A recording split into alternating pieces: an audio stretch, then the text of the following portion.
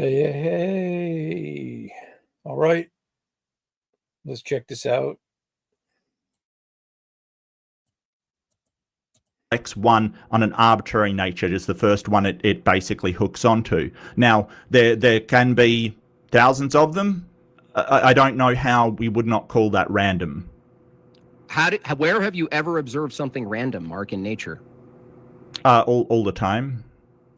Not all the time, one instance where you observe something random in nature. Flipping a coin. That's not nature. Yeah, I'm not interested in your Philibro kind of, well, it's not random because there's sort of a deterministic universe. Again, bro. I'm really not interested in your Philibro crap of, because it's not completely random. So it basically means that random, when I'm talking about it in the sense of biology, means that there's no real reason why it selects one over the other. It is arbitrary. These things. There's no real reason it selects. So what is doing the selecting, and how does he know whether or not it has a reason? How is he making this determination, right? If he doesn't know the reason, it doesn't mean there's no reason. And again, what is doing the selecting? Nature is selecting. How does that operation work? Things don't have minds. They just attach to the nearest thing. And what we find when we actually examine the infections are just and what we know, and we this and we that, he's faithfully following what he reads in scientific journals and different things over time. Now, I wonder if it comes up, or if anyone challenges him on this, it would more be like somebody like Jay Dyer, who understands that the system itself is marginalized, is corrupted. Because when it comes to science itself, that's one thing. But when you have an institution and a system that can move science, can manipulate science through money and politics, well, you have a problem there, which is very difficult to work out. It might not even be workable. But Mark has decided to have faith in what he learned. So he keeps saying, we did this and we know this. Jim Bob is asking him how he actually knows. But I think Mark is trying to move away from philosophy because that's where he's going to fail. His epistemology isn't going to allow him to know things. It's going to allow him to believe things that he faithfully pursues. Scattering of places, there's no sense to it, there's no procedure to it. We've studied this intensively, and Jim Bob wants to go, well, how? So he studied this intensively, right? Some people studied it, gave a report. Whether the details are accurate or not, he doesn't know. He's just trusting in his in whatever he's trusting in, right? I would challenge that. How do you know the cell isn't? Because we studied it intensively, Jim Bob. We studied it. You can't tell me how. You just studied. Okay. So you can't even name a retrovirus, Jim Bob. I don't. So he's making a point like, we've studied it. He should tell him, like, you've studied it. I should ask him that, right? Like, you've done this? Because again, he has faith in people who have done things. But now, instead of finishing that point, he's moving to, oh, you can't do this, right? He's just shifting the conversation over to something Jim Bob can't do in his perception. You don't need to. It's your positive. No, you can't even. You don't even know biology, mate. It's your claim. Answer the claim. You don't know this. You don't know biology. Is his response. So this is a non-response, right? It's a deflection. Gentlemen, we're not even an hour in.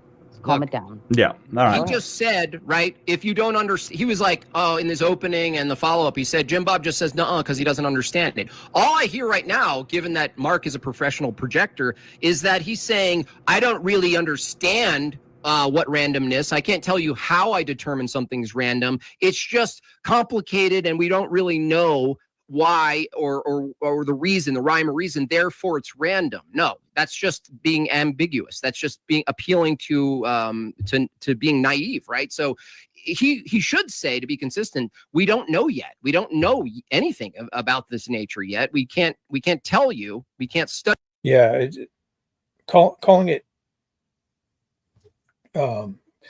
chaos is different than saying you don't know, right? Like you come to the determination it's just chaos. Well, that can easily be challenged. Study it deep enough to know in fact if something's random or not. But when you make the positive claim, Mark, that anything's random, including mutations, by the way, you use this term random, you can't even, you guys can use this on any one of these evolution proponents.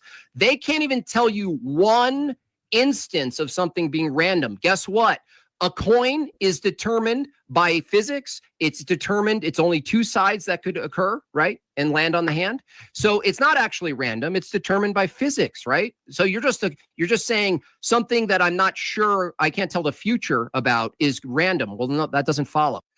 Well, he can't tell the future about anything from a naturalist perspective. He has to assume induction, right? That the future will be like the past based on experience in the past. That's a faith-based belief. David Hume pointed this out long ago. And the atheists don't seem to study Hume, but to assume the future is going to be like a past is a huge philosophical step. And it's unaccounted for in a naturalist position. You're just observing things in nature and having experience. You have no idea. You have no actual argument as to why the future is going to behave like the past. You just assume it faithfully. So the question becomes, how can you account for that? And what is your faith actually in? And it just becomes a circle. Like the faith is in nature. The faith is in probabilities, but the probability moves into the future. So it's not a set probability like a coin toss or a roll of the die or a roulette table where you have a set of numbers and it can only land within a certain set.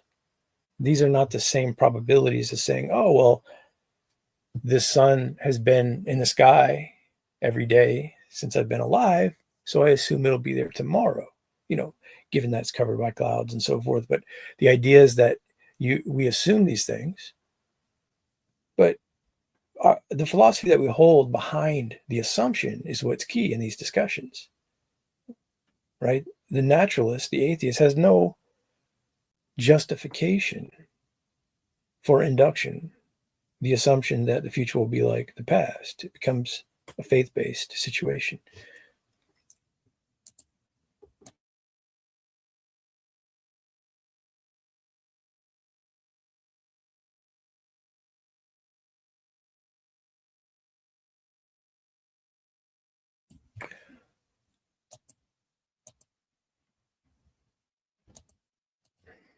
The problem with this view is the entire assumption of evolution rests on this notion of randomness, and yet no evolution proponent can give me one instance in nature of randomness and how, not that it's random, how they know.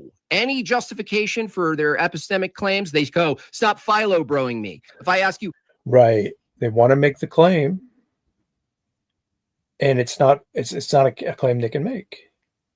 Jim Bob is pointing this out. How do you know? Go into their epistemology. All these conversations are going to fall back on the same three things: metaphysics, the nature of being; epistemology, the nature of knowing; and ethics, the behavior involved.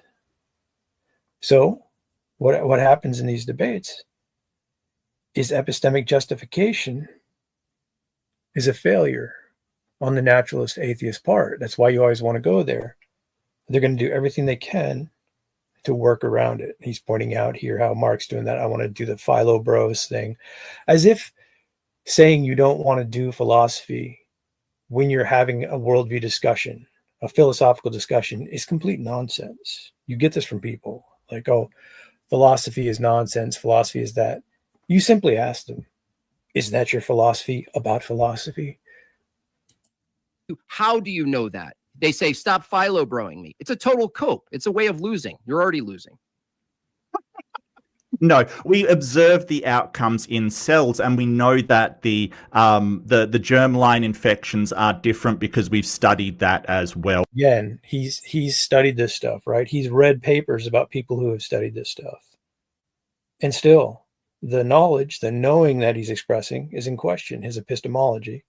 And again, moving these ideas into the future, saying, oh, we've seen this, so this will happen this way, or we're assuming it. He can't account for all this. So I assume this whole discussion is basically going to stay right there.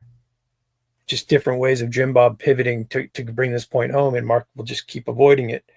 The thing about Jim Bob is that he needs to stay on the level where he doesn't fall into the trap of having discussions with people who don't have good arguments, who want to get into rhetoric, get into insults, and keep moving around the question. Like, don't fall into the trap and become someone who's playing the insult game or the rhetoric game.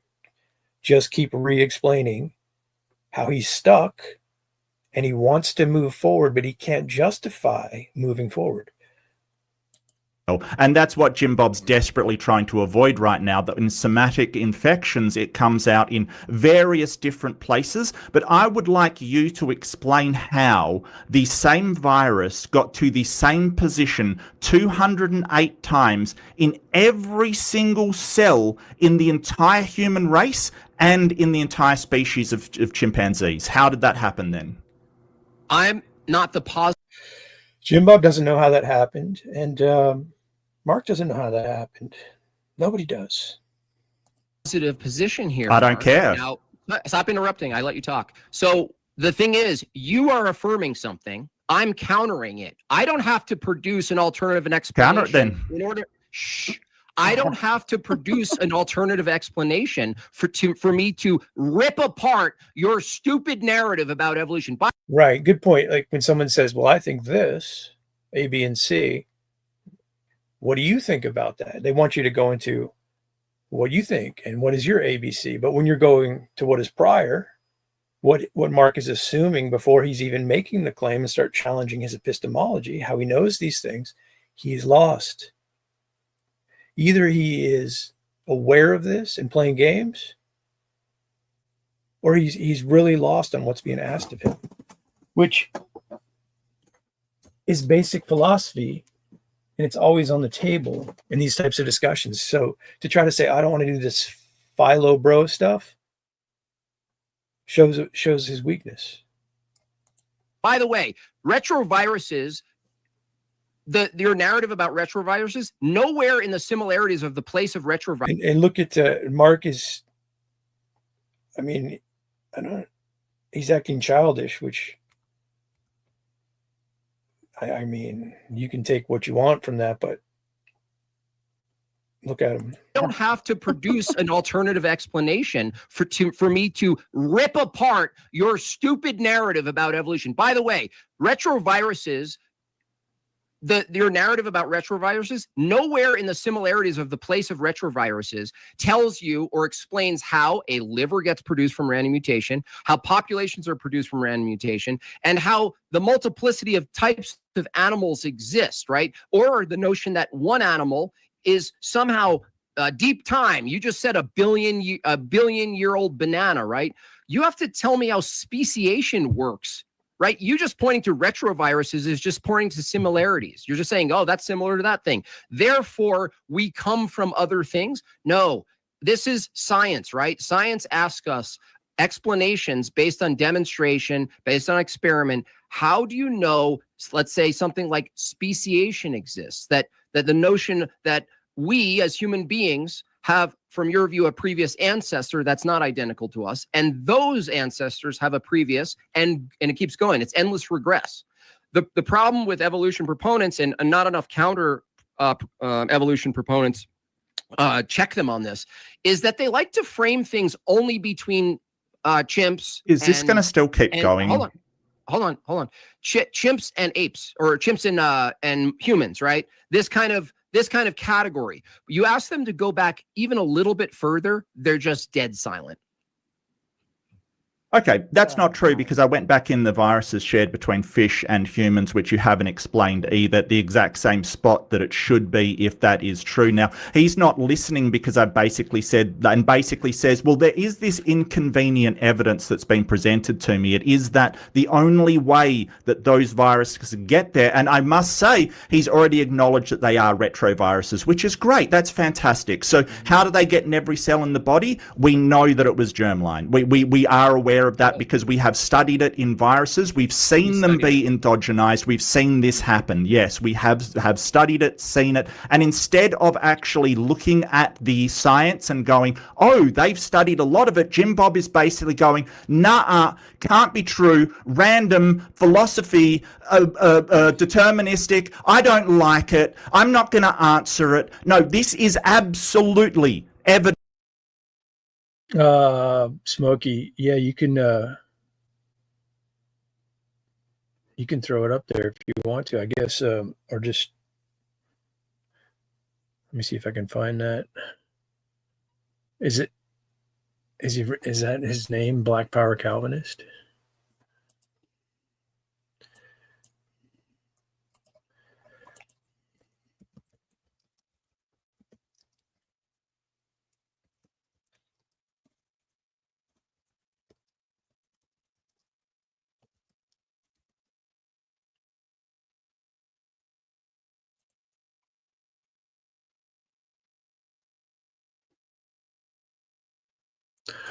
Okay, hold on.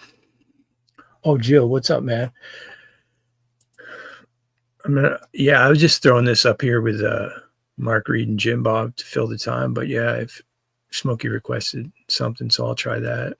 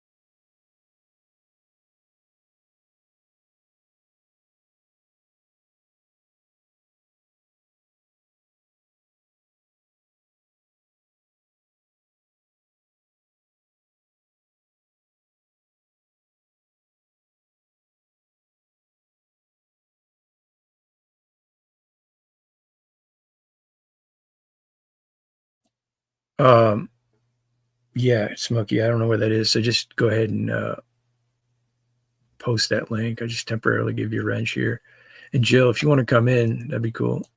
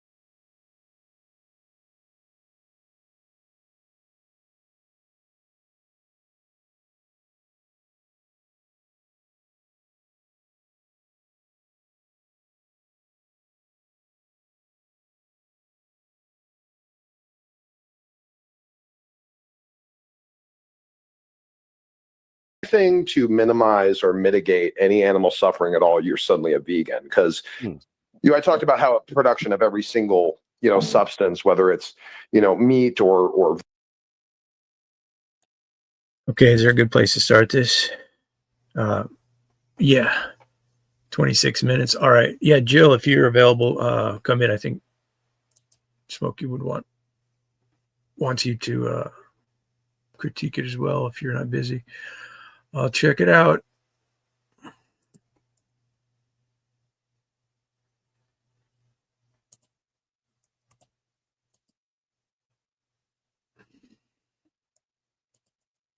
It just recently told me that because I be working the hell out of that nigga. I be making his ass do somersaults. I work him like a slave, man. I know he like, God damn, I could tell this motherfucker went through transatlantic slave trade. No, totally. Yeah. I understand. Dude, I be enslaving the shit out of AI. Like, yeah, they better not ever let him go sentient, man. Hey, hold on one second, brothers. I understand y'all want to have a conversation, but this is the sparring section. I'm you know what I sorry. mean? So We There's have. gonna have Go ahead. Oh, go ahead. Go ahead. there's gonna have to be some type of, back and forth in the You want some conversation. contention, I think. Yeah. Looking Yeah, for some contention that's there. what I'm looking for. If y'all need me to bring it out, I have no problem with asking a couple, some questions to see what we could get rolling here. I am the Morris Barbarian. The Barbarians bar reloaded up. I know what time it is.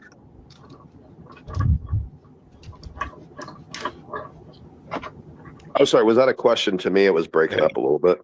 Well, real quick, let me introduce someone new to the panel. Tonight, we've got one of Fresno's top scholars stepping into the arena, the sharp mind, the campus force, the one they call the Calvinist, slashing heads. I don't know. I'm just trying to come up with something. He's known as the backchat bully, Ronald Dragan. Give him a round of applause. What's up, bro? What's up, man? Ronald? How you feeling? I'm chilling, man. Feeling good, living better, man. I got him up here specifically for Smokey Saint, man. He said he wanted to talk to a Calvinist. What questions would you have for a Calvinist if one showed up? Well, wow, I could go multiple angles with it. Well, I guess just kick it off. Are you a hyper-determinist Calvinist or kind of just a salvific determinist Calvinist? Like, do you believe that God micromanages reality at every single level, or is it just around the salvific realm? Yeah, well, I object to the premise in and of itself. I do think that that God would necessarily have to be the ultimate cause of everything, but the framing of micromanaging and that kind of thing, I guess I'm not, I object to the framing, but Yeah, that's a good move to object to the framing, definitely. in an ultimate sense that you would need an ultimate cause for any and all activities from an ontological sense. No, I get that. Yeah, no, I get that. That's fine. That's general. That's general theology. That's okay. I'm talking more from the Calvinistic approach. Well, I answered from the Calvinistic standpoint. If you agree that God is essentially the ultimate cause of all things, including minute activities, then it would be something more akin to your framing, that it would be micromanaging, to use the phraseology that you did. If general theology is that, then that would, and if that's Calvinist theology, then that would mean that general theology is Calvinist. What do you think the word ordained means? Well, I think that, it doesn't mean just any one thing, but in the sort of Calvinist sense, that it was part of God's decree, his eternal decree. Okay. Come to pass. All right. So does God make bad things happen in your view? Yeah. So God's ultimately, that's what it means for causes. And so that's why I said, but you seem to agree with that if you said that's general theology, if he's the ultimate Well, cause. yeah, but there's a thing as a grand cause and a secondary cause. Well, yeah. I'm trying to figure out if you claim that God is the author of primary and secondary causes or just primary causes. That's all. This is a good subject. It's a difficult subject. Predestination, determination. It tends to be mysterious no matter how you go after it, but there is a problem with hard determinists that they can't work out. So I imagine that's where Smokey's leading. We'll see. I don't know anyone. I don't know anyone who holds that he's the agent of secondary causes. That I think that general theology and even in Calvinist theology, the idea is that he's the ultimate cause. And so there's the two spheres. You have the sphere where God dwells, and you have God's decree. But humans don't have access to those decrees. Humans carry out things that are going to be apparent to the agent, and they act in ways that are apparent to the agent who's acting. But it doesn't mean that those people are not God's agent. And so the Calvinism basically says that God is the ultimate cause, all those activities, that there's nothing outside of his realm, that everything from the hairs on your head to the death of every bird or the dressing of every blade of grass, that those are the sorts of things that God is in control of. And so in an ultimate sense, you have God in his God sphere, but people don't act based on God's decree because we don't know the content of God's decree. Every Calvinist position that I've ever heard in all of my years of being a Calvinist, including the groups and stuff that have been especially within sort of Etienne Calvinists, has argued that God is the ultimate cause, not the secondary cause. I've pulled it out of Calvinists before, that based upon the cornerstones of their doctrine, that at some level they actually deny secondary causes. I have a couple Calvinists in my group that I argue with kind of passively here and there. Really it's kind of a stickler for me to figure out where they stand in terms of, fatalistic determinism, or if Right, because if you deny secondary cause, that's where you're going to move into fatalistic determinism. I think what people have trouble conceptualizing is that God being the ultimate cause for all reality, and God being sovereign, he can still have a creation that has choices and a will to choose good, to choose evil, to move toward him or away from him. I think people have trouble with that, thinking that if he's all powerful and all responsible, how can he have a creature that's able to do these things if he's not actually controlling the creature itself? The problem that with this is when you get into arguing this from a fully determined stance, well, who's responsible for the arguments you're making, right? if it's really just, their theology is based around. Yeah, well, as I'm sure you well know, fatalism is not the same as Calvinism. It's not necessarily the same. I'm aware. Yes, but no, Calvinists. Well, I think Smokey's saying when he's talked to different Calvinists, he can end up making a case for it based on the conceptions that they hold and asking them the right questions, right? No, not that it's not necessarily the same. It's that it's not the same. They're two different worlds. Fatalism is essentially the idea that no matter what is going to be the same outcome, and it's not what Calvinism teaches. Calvinism teaches that there are morally responsible agents who make decisions that are apparent to the agent themselves. I don't know any form of Calvinism taught by any Calvinist, by any leader, by any teacher, any Calvinist I've ever read who's ever argued otherwise. James White does. James White absolutely 100% does not. And I'm someone I have James White's books on Calvinism. He and Dave Hunt's books on Calvinism, Grading Calvinists. I have it sitting right here actually, from all of the big name Calvinists. What do you do with when James White says that God determines and makes child abuse happen?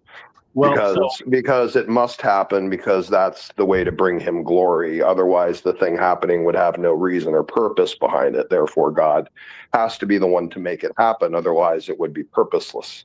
Well, yeah. So that's a conversation about a telos, right? And so saying that it happens for a reason. The statements in Scripture, and that this is off the point that I think you're trying to make. The two are unrelated, but that is specifically a statement about there being no purposeless pain or suffering. Any view otherwise basically says that there's things that are outside of God's control, and it will necessarily have to be if there's no purpose for whatever the particular action is. So this view says that when anything happens, that one, God is glorified of it. I think the Scripture testifies of that. That there's no such thing as a purposeless act or even a purposeless evil. That all of it eventually, like everything, ends up glorifying God. But that's a separate thing in its entirety from whether God is the ultimate or secondary cause. And James White has specifically used that exact language, and I know it. I've been listening and following James White for years. He specifically differentiates between primary and secondary causes. Yeah, I'm talking about one very specific instance where he definitively has said that God makes bad things happen. And of course, we all have to, and his justification for that is we have to believe that. Because if God didn't make these bad things happen, as in deterministically arrange reality to ensure that the bad things happen, then that means the thing itself would be devoid of purpose. Yeah, and that can't be the case. So you started by saying no Calvinist teaches this. None. And then none I pointed out James White teaches this, and then you just kind of jump and deny James White teaches this. No. Well, that's a fair point to bring in. You're showing the inconsistencies in the discussion itself, how he's sort of moved the goalposts or been corrected. I think that people need to do that more. It's a good move because people get away with that a lot. They're just moving in different directions in the conversation. So if you can calmly point out how they're doing this, it's definitely advantageous. No, and James, I just gave you the exact argument he gave that James White uses to teach this. Except for the fact that you must not be very well aware of these arguments or like this idea in philosophy, because these are in the literature. These are differentiated topics. And so like one of the things that you did there was you played fast and loose by saying he said that God makes this happen. Well, of course, he makes everything happen. That's the whole entire idea of primary causes. He has to be the primary cause of every activity that comes back. Yeah, again, you're conflating. Okay. No, you're cutting me off. Yeah, because I am talking about James White teaching that God authors secondary agency. Except for you've given 0 examples that you said that God makes things happen, which that still falls under primary causes. That doesn't mean if he makes it happen that's a secondary cause, because I'm telling you that he teaches secondary causes. You can even find videos right now of James White online teaching the difference between determinism and a decree. And so when you're saying that he teaches that this is secondary causation, that is you either not understanding what the conversation of secondary causation is, or you lying. But it's going to be one of those two, because that doesn't mean secondary causation. Nothing about that statement necessitates secondary causation. If I say God is the one who made it happen, that's in the ultimate sense. And so I just told you God uses agents. James White for years. I've been watching James White's debates for years. I have numerous books of James White. So when we talk about primary, secondary causes and God being the ultimate cause, we're trying to find the line, right? We're trying to find the breaking point of where are we making choices that are our responsibility, right? Where we can't point the finger and say, God made me do it. That's what we're really reaching for here. And it's a difficult topic. I've watched, I don't know how many debates of James White. And so what your statement of what must be secondary causation, that's false. And you haven't demonstrated that. I think what it is you have people inside the Calvinist camp that you don't like, that have bad language and instances, just like what I just described. And I have heard multiple Calvinists take this position, even some that deny that God authors secondary agency after some queries will end up folding to it. I can run you through an argument if you want to try it, and I'll give you an example. Well, the thing about this conversation that I don't favor is that it doesn't seem to be focused on this guy Ronald's worldview necessarily. We're talking about James White and other Calvinists. I would say hone in on what he thinks specifically, unless that's not your aim, unless you want to talk about other people and other philosophies. But I would always go to the worldview itself. And if I'm not mistaken, this is supposed to be like a smackdown platform. So it makes most sense if you want to smack somebody down to go after their particular worldview. But, maybe that's not what they're trying to do here. Well, yeah. So like, let's say if we start with the first example that you gave, one of the first things that needs to happen is you can't just say, he said God makes things happen, right? If I say God saved so-and-so. Like, in other words, you want to ask Ronald, like, what are you responsible for, right? You smack down heavy later on. Yeah. Well, personally, I think the smackdown stuff and the aggressive conversations are just become more entertainment, but there can be value to it, of course. But anyway, I would basically ask Ronald here. I'd want to know, like, well, what do you think you're responsible for? I know you're saying God is responsible for everything in the ultimate sense, but what is it that you're responsible for? And that gets into ethics, right? Because Smokey and Ronald are going to have similar metaphysics and epistemologies as far as reading the scriptures, believing in God.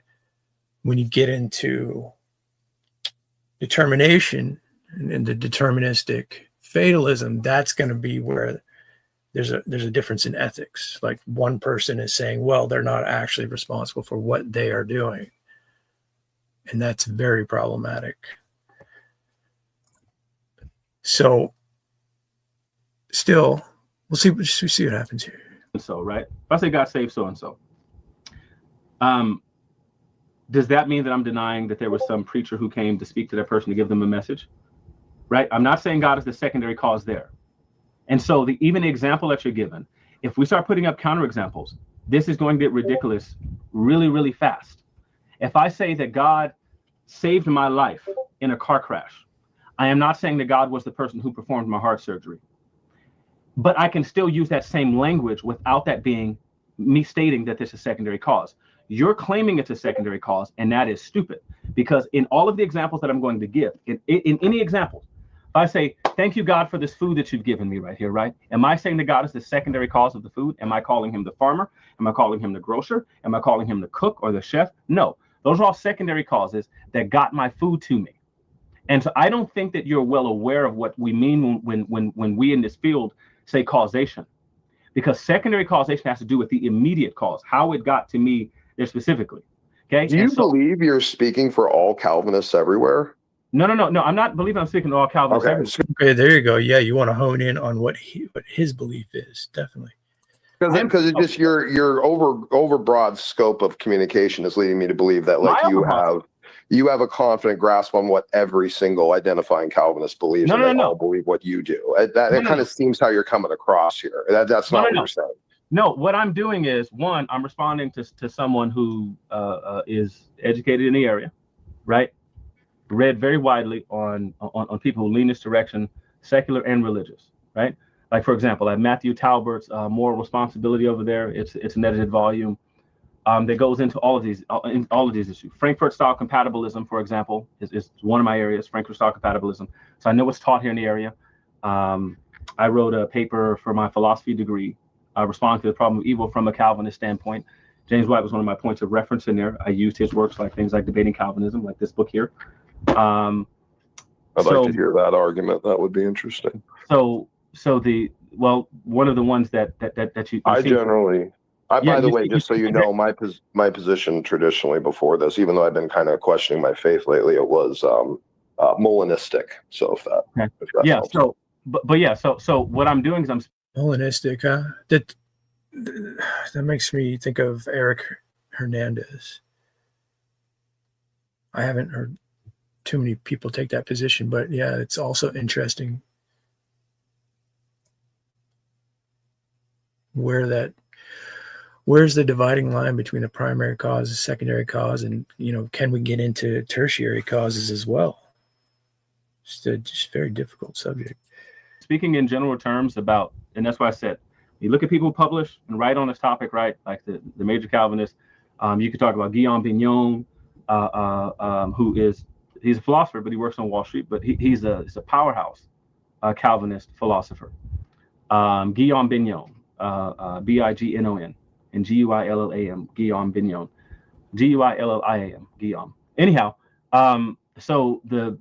what I'm doing is I'm speaking in general terms of Calvinists. Now, again, like I've never heard anyone present things the way that you have, that God is that he has the secondary causation. I don't know anyone who says that. When we start talking about the things like the general idea, as far as I'm aware, do you only travel in the most higher learned circles? Do you not listen to Calvinists on YouTube or? No. As I said a second ago, because I've had multiple arguments over the years with deterministic, fatalistic Calvinists. I can even name you one right now, C.J. Cox, the synagogue. Okay. Well, fatalism is a different idea from Calvinism. But you can be fatalistic about your Calvinism. You seem to keep denying. Right. That's what you want to pull out is the concept. People think that things are separate or they're not in a certain vein. And then you can point out based on asking them certain questions and focusing on the worldview that they do think fatalistically, in fact, and they didn't even realize it. That's very valuable if you can do that and show somebody that. Because now you're showing them something critical in the foundation of their worldview that's inconsistent, that they need to work with. It's one of the most difficult things to do, actually. Not only are you winning the debate, so to speak, by pointing this out, you're devastating their position. Not just on a surface level, like, oh, you got a couple things wrong with, the interior of your house. You're going outside the house and saying your foundation is wrong. This whole thing is going to collapse. It's set for failure. So it takes I think the whole thing takes a very gentle approach because it's already brutal in nature when you get into worldview discussions. But, right now, this is just Ronald's, he's philosophically educated. He's talking about all these people who said this and that, but we want to hone in on like, well, what do you think conceptually about this problem? You personally. This, unless you're just saying they're not real Calvinists because they're fatalists. Is that what you're saying? I'm exactly saying that, yes, because Calvinism has specific tenets. One of the ones is that there is responsibility for the agent. If there's responsibility for the agent, then that's not fatalism. Fatalism is right. That so good. So he's saying I'm responsible. That's a good start. Go talk to Universalists. No, I'm not responsible for anything. I'm in the body of Christ. I'm not required to do anything. They just completely toss out ethics, which why nobody does this except me, apparently, with the Universalists. How are you going to make an argument? You have no responsibility. I mean, it's actually just that simple, but I don't know why people aren't catching on to that or they're just ignoring it. But anyway. It's a different idea. Fatalism says that no matter what you do, have you ever seen, and for the Negroes who are watching, do you remember the Beyonce movie, these come on BET called A Hip Opera? Right? I would have no idea what that is. Exactly. Yes. So I'm speaking to the Negroes right now. Remember? Oh, he's speaking to the Negroes right now. Is it okay if you watch it in your white or just okay? The Beyonce. Okay. The hip hop. You're talking to me, but I thought we were having the debate. But all right, we're not having a debate. This is a teaching lesson, and now I'm giving. Okay, all right, sure. For the Negroes in the crowd. Oh, we're not having a debate. It's a teaching lesson. So he does right. He wants to stay away from his worldview, I guess, perhaps. But and I assume Smokey's driving to the worldview argument. But the thing about Smokey is I'm not sure what style of argumentation he uses because I don't think he uses presuppositional apologetics. But of course, we all have presuppositions and assumptions that can be challenged. So I think he has a similar stance, but not officially like a presuppositional apologetic. But I really don't know. Remember the Beyonce hip opera? No matter what she did, everything she did was going to end up the same way. So fatalism is something like you find in lots of the Greek tragedies. You have fatalism. So no matter what you do, the outcome is going to be the same. That's not Calvinism. Calvinism says your choices are meaningful and you're guilty because of your choices, largely because of your motivations at the time, not because you're acting on something that you knew that God knew. And it's not no matter what, you're going to get the same outcome. That's fatalism. Fatalism says that like this is fate is going to have its way anyway, no matter what you do. That's not what it's saying. And that is universalism. So to say that, at least Ace's version, so you could say that universalists are fatalists based on, what this gentleman's saying. If he's accurate, that would fit the universalist. And I'm just bringing up the universalist because it's in the same vein, right? Predestination, fatalism, determinism. Determinism basically says that you're making decisions. Sure about that? I'm 100% positive. Yes, 100% positive. So 100%. Does regeneration precede faith? Yes, regeneration precedes faith, but that's a Okay. different topic in its entirety. Yeah, and it's the topic that destroys everything you're saying. So I know you That's wouldn't your want to claim. address it. That's your claim, but it's not. The Well, is that not Yeah. fatalistic? Smokey has no qualms about pulling the rug out, right? He's like, yeah, I know you don't want to discuss it because it'll completely demolish your position, but we can talk about something else. Very aggressive speech, even in a calm manner. Even that. No, it's not fatalistic. Really? So It's not the fatalistic. outcome will be the same no matter what you choose. There's nothing you can choose to make it different. The outcome just will be the outcome, but that's not fatalistic. That's what you're telling me? No, because the Calvinist idea is that every person is on their way, is on this path to hell until God intervenes. It's more Newtonian. Okay, and so Some he does, some he doesn't. Wait, hang on. And it doesn't matter what they choose, they're going to end up wherever God chooses. It's fatalistic, man. No, that's not fatalistic, because the idea is that the person of themselves would actually not choose. What you're talking about is this person that has a choice. No matter what they choose, they end up over here. The Calvinist idea is that you're only going to choose things one direction, and it's going to be based on your nature. What you're saying is that you have two choices, either one of them, no matter what. Let's say you don't have a choice at all in Calvinism. I'm sorry? You don't have a choice at. So you have a choice. It's based on your nature, right? But then what becomes the question is, what is your nature? And it goes back to, you're made in the image of God. That can be one way to put it. But I think the idea here is that you show that he's saying you have a choice. It's in your nature, still becomes part of the predestined or predetermined program.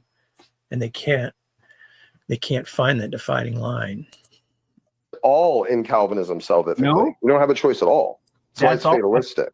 That is also because false. you can't believe until God regenerates you. God decides to regenerate you, then you can believe. Well, you just said that regeneration precedes faith. Why are you saying no? Well, one, because you're talking about one particular idea so you're saying like you don't have a choice. You do have a choice. People make meaningful choices that are apparent to them at the time. They can't choose to be saved. They can't choose to believe. Listen. So you're saying that all choice is not available is not. They can't choose whether they go to heaven or hell. They can't choose whether they serve God or not. You're going to get a different answer. You're going to get a different Leandre here in a second if you don't stop interrupting me while I'm trying to respond to you. You're going to get a different Leandre. I swear to you, it'll be a different. By all means, buddy, go ahead. That's fine. Okay, so as I was saying, is a different thing, logically speaking, from saying that you don't have all choice available to you, from saying that you don't have any choices available to you. You're saying that because you don't have all choice available, that you have no choices. And that right there is retarded. Saying that you can't choose this doesn't mean that you can't choose some other things over here. I'm not making that argument. You are. That's not what I'm saying. I'm not. Yeah. So these clarifications right here are key. And really, what I need to start doing is, like in this situation right here, say, okay, well, I disagree with you, Ronald. That's not what I'm saying. He's showing him that like he'd be building a straw man if he's to follow that line. So you say, no, that's not what I'm saying. Let me reiterate what I'm saying and see if you can steel man it back to me. Because so many times these conversations will go on and people are just disconnected of what the actual argument is. So we can save a lot of time by getting your interlocutor. Okay, just steel man that for me before you continue. That's all I need from you. And we'll solve a lot of problems by doing that. Trying to say that this makes you fatalistic in all other realms. It doesn't. I'm saying there is a fatalistic component to your position, even if you don't claim that God is the author of secondary agency, and that's fine. I respect the Westminster Confession. I do. I'm 1689 London's Baptist Confession. I don't know what you're talking about. 1689 LBC. So I don't know. Sure, that's fine too. Okay. Anyhow, as I was saying though, either you believe that every human has every choice available to them, every known available choice to them, infinity choice available to them, or you're going to have to say that you're fatalistic as well. I don't believe every human has every choice available to them. Do you? No, and I don't even think God does. Even God is bound choices by his nature. Okay, so hang on, wait. So when I'm telling you that humans have choice available to them, telling me that they don't have, they can't choose this one, that likewise does not equal fatalism. Saying, they can't choose to be saved. That's fine. That's totally fine. But that doesn't equal fatalism because they're lacking in one choice. Fatalism Well, see, here's the No, wait. Fatalism. See, I don't have. Here's my point, though. I think you're kind of missing it. In my viewpoint, there is no fatalistic component to my view at all. There is fatalistic components to yours, and if you want to claim, well, then I'm not fully fatalism. Not everything I believe is fatalism. That's fine. No, I'm telling you, none of it is. And that's the point. No, none of it is, because what you're talking about is. I'm gonna try to put this in English for you, okay? Let's try to put this in English. Fatalism. You're getting condescending and worked up. No, yes, I told you you're getting put in a corner. Do you sound how calm I am? Do you see how calm I am? I don't care how calm you are. You're interrupting and you're making points. I'll tell you what. You talk as long as you want, and let me know when you're done. Cool. Hey, cool. Exactly. This is what you should be. Okay. It's too close to Black History Month for you to act the way you're acting. Okay. Now watch this. As I was saying. What? Go ahead. Fatalism says you have choices. You're out. It's too close to Black History Month to act like you're acting. This guy. What the hell does that mean? Like, oh, you're nearing a time period, so you have to act in accord. That's just the fact that he even thinks that way. It's like I don't know. Just wow. Outcome is going to be the same no matter what your choice is. Calvinism says you don't have all choice available to you. You're limited in all sorts of choices.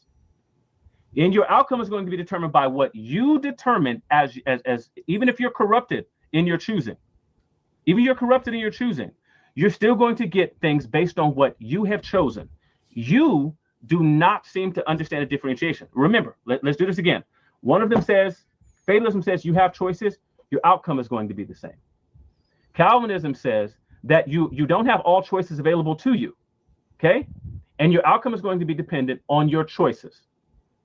There's a difference between those. You're saying that they're both saying the same thing, and I'm telling you that is absolutely 100% retarded. One says you have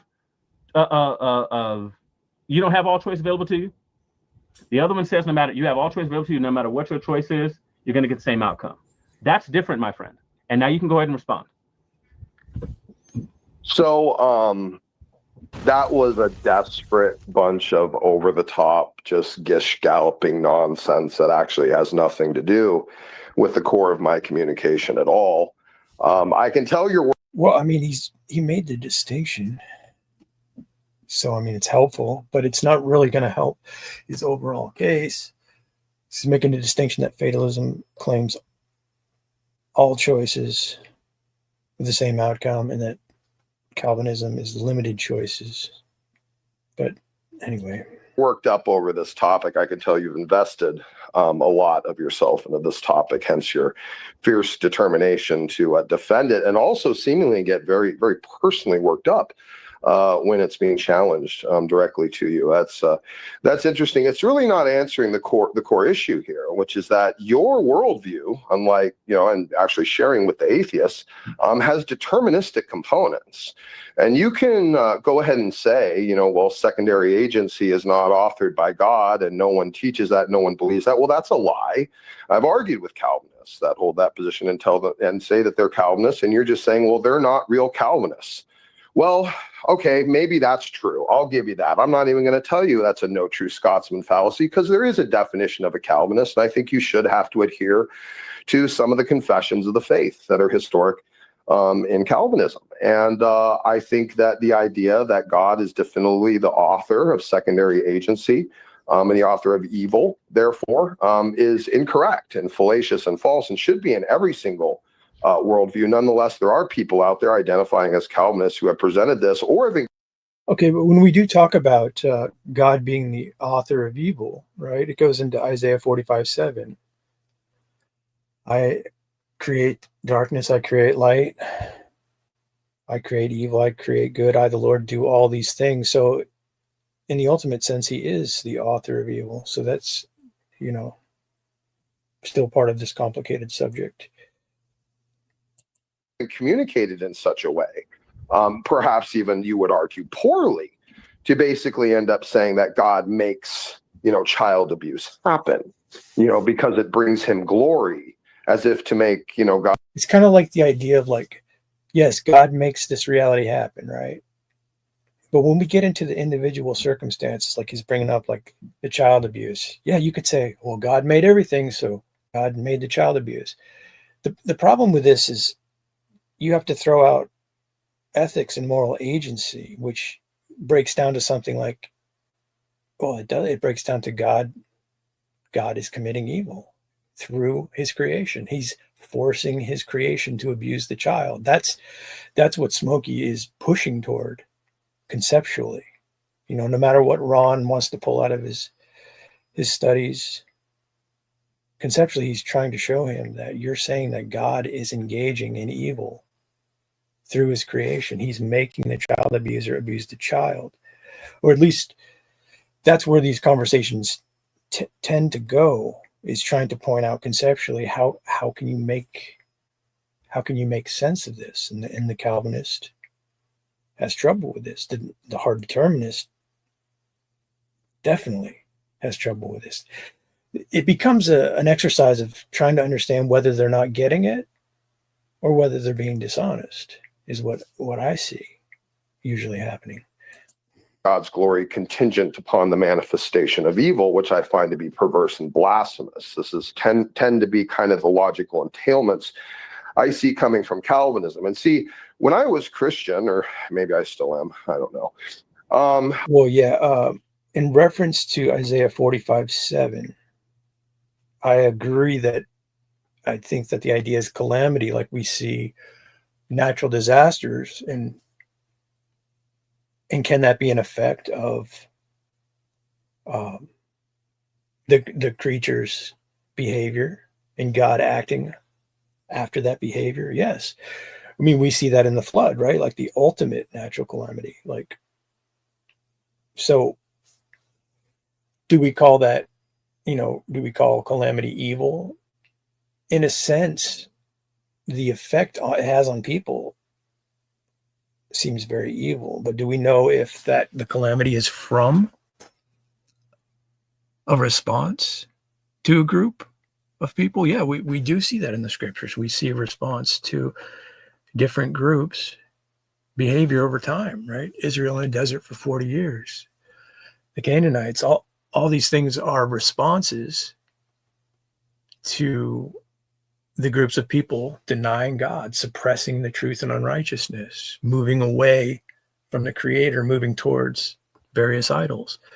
But back to the point, like you can say that God is the author based on Isaiah 45:7, right? Like he's the author. I mean, he's the author of things. Yeah, I kind of want to actually no. And if I could kind of explain how he ends up not really being the primary author of the thing itself. And you know what? And I'll use something as catastrophic and clear in our minds as the global flood. Okay. And I don't care if you believe it was the whole world or local or what, it doesn't matter. It's not to my point. So think about it this way. The world had progressed to a certain level of evil by secondary choices. Mankind had chosen of their own volition to descend humanity into the realm of near critical failure, collapse, and extinction. It was debased, it was immoral, it was all of these things. Now, the way that we read the book, typically, most of us, and the way that we're taught, is God sent the flood. God made the heavens rain, he made the waters of the deep break up. There was some sort of cataclysmic, extreme, supernatural action on his part to make this happen.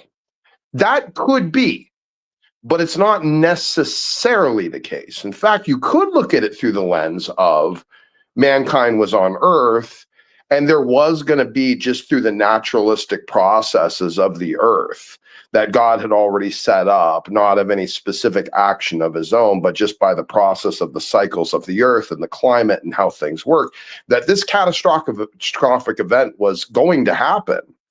And had mankind not descended into evil, God would have done something supernatural to keep it from happening. You know, he would have calmed the waters of the deep or kept it from raining or something like that. It was going to happen, and then he supernaturally acts to keep it from happening. Both of these are completely valid in terms of an interpretation.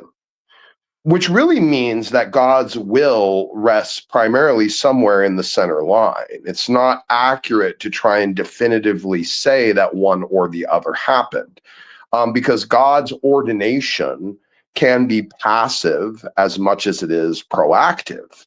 Like if he knows, and I'll just give you another example. You're walking down the beach, there's a rock in the path.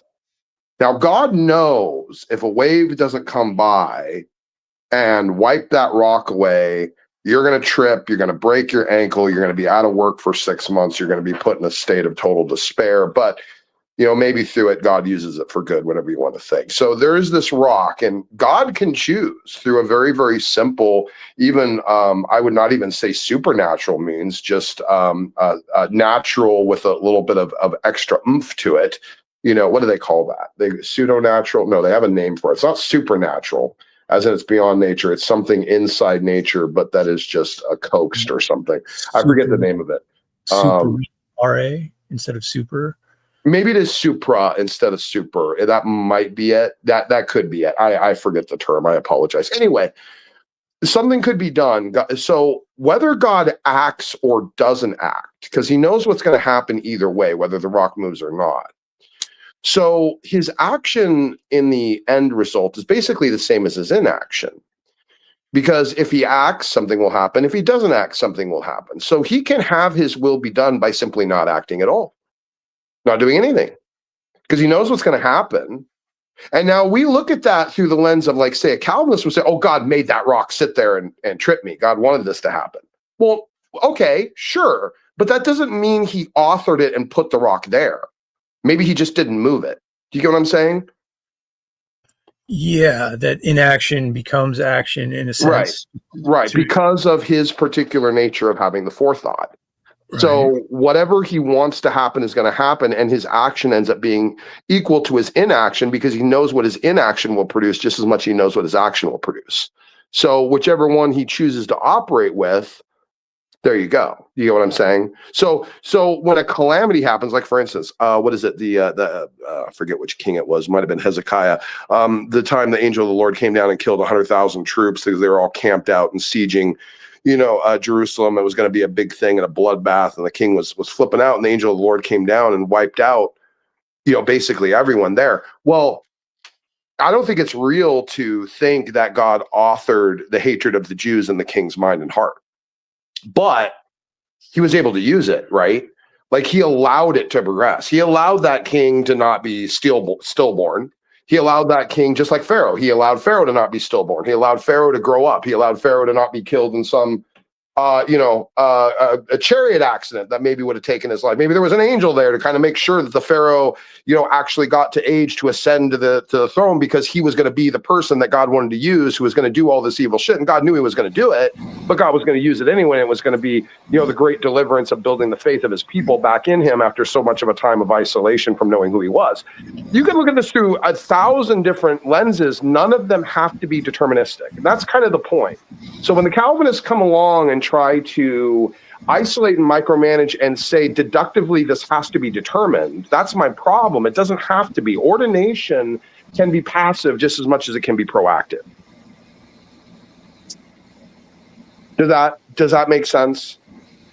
Well, I mean, it's a difficult subject.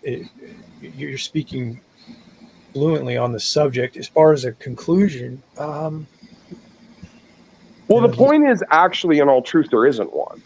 And I think if anyone is trying to stretch too far into making God the direct cause, author, or actor of any secondary agency or secondary cause, I think is overreach. That's kind of where I'm going with it. That's where you want to go, because then you're going to be able to point out that it's a polemic. I'm not trying to establish a whole different model or worldview. I'm simply trying to point out the internal issue in the overreach of the deductions of the theology. That's all I'm trying to accomplish.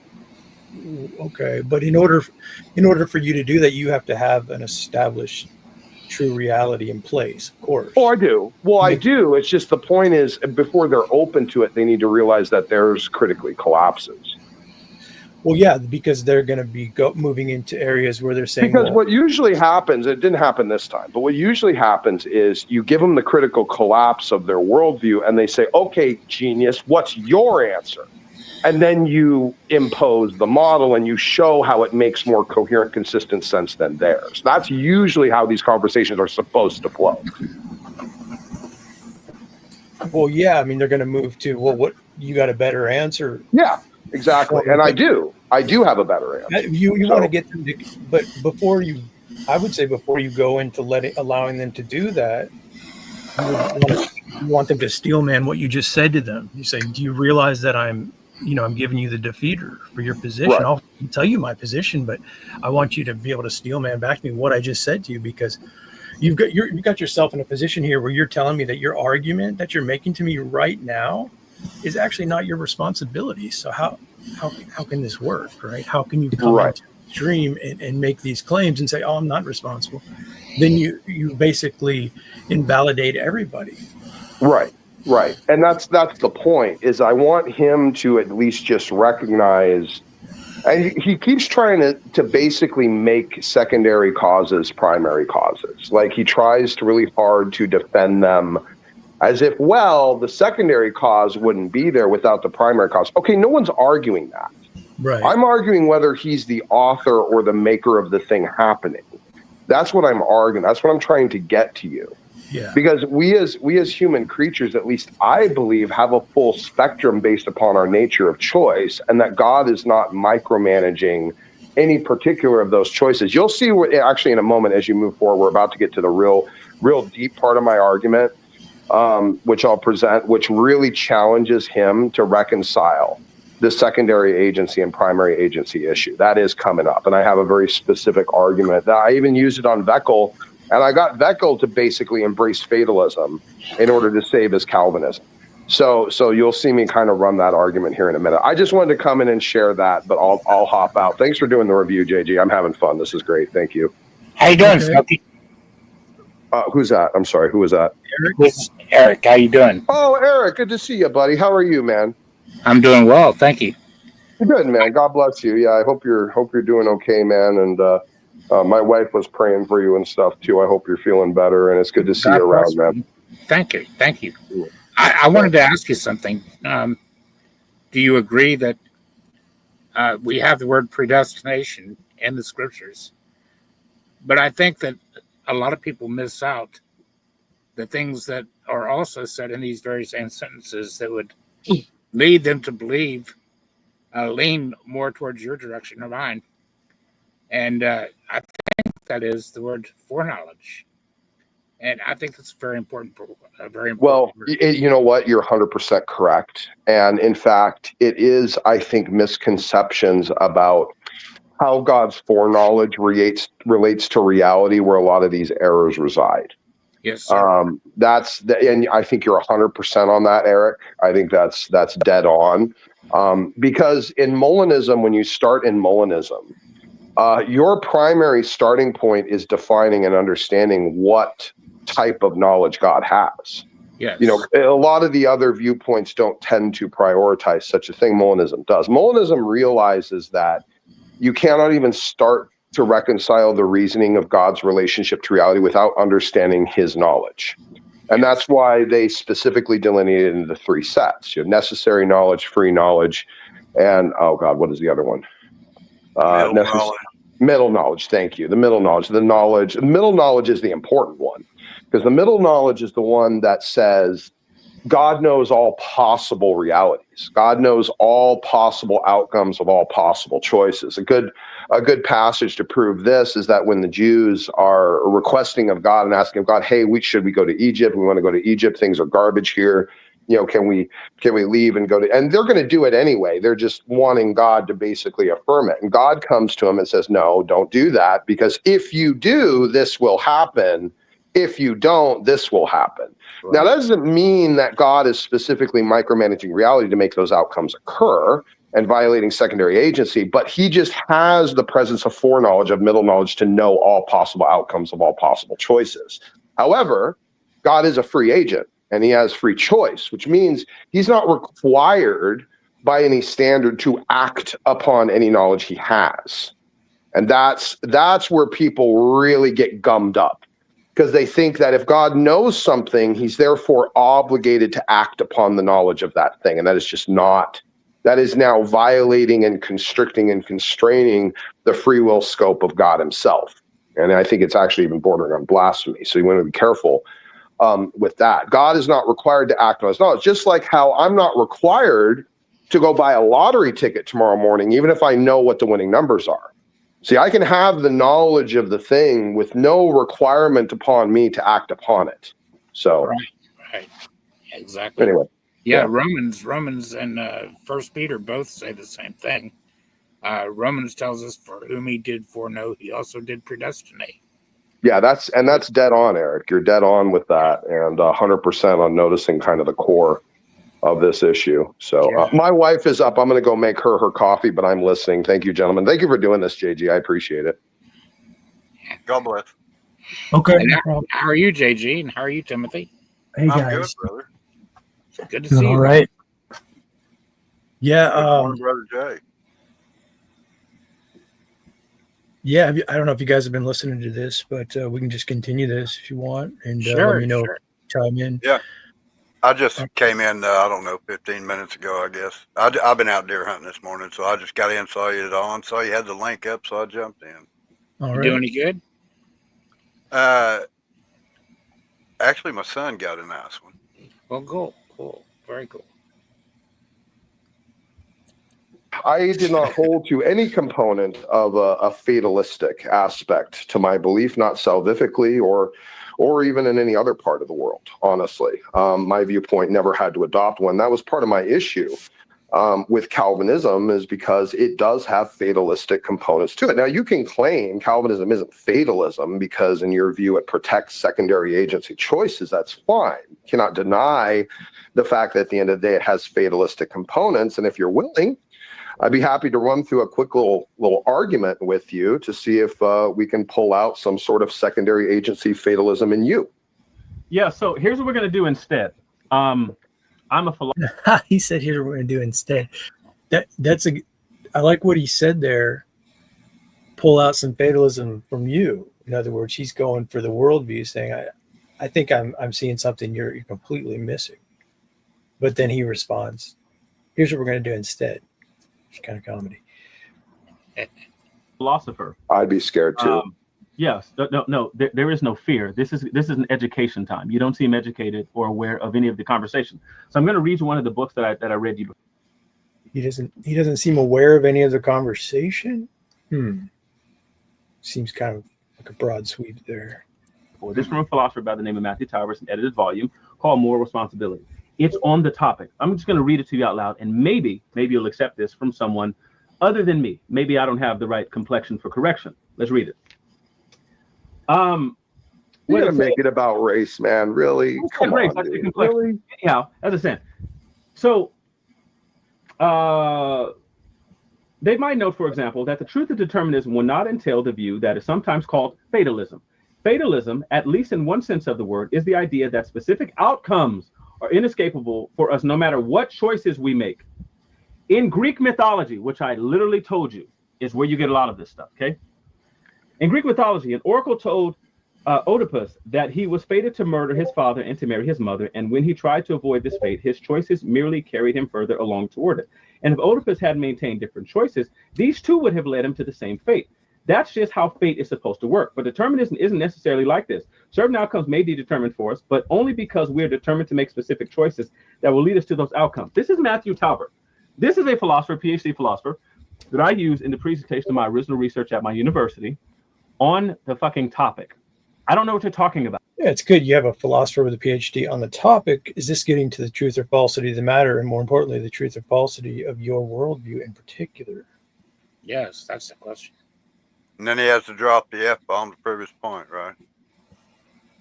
Yeah, he's saying some odd things about, he's brought in race a couple times too, oddly enough. I just don't see how it's relevant. I think and no offense towards Veckel, because I like Veckel a lot, man, but I think sometimes that racist word can get bounced around when you're feeling intimidated. I'll say again. I think the racist flag can be thrown when it is thrown a lot when you're feeling a bit intimidated. It's kind of a way of taking your eye off the argument. Yeah, right. Like a red herring. Sure. Yeah. Exactly. But you don't seem aware of what fatalism teaches or what Calvinism teaches. I don't know what you're talking about. You don't know what you're talking about. No one on the panel knows what you're talking about. Well, actually, I mean, I know what he's talking about because this guy wants to point out that fatalism means you have all the choices, but the result is the same. And he's pointing out that that's not the same as how he sees Calvinism with a limited amount of choices.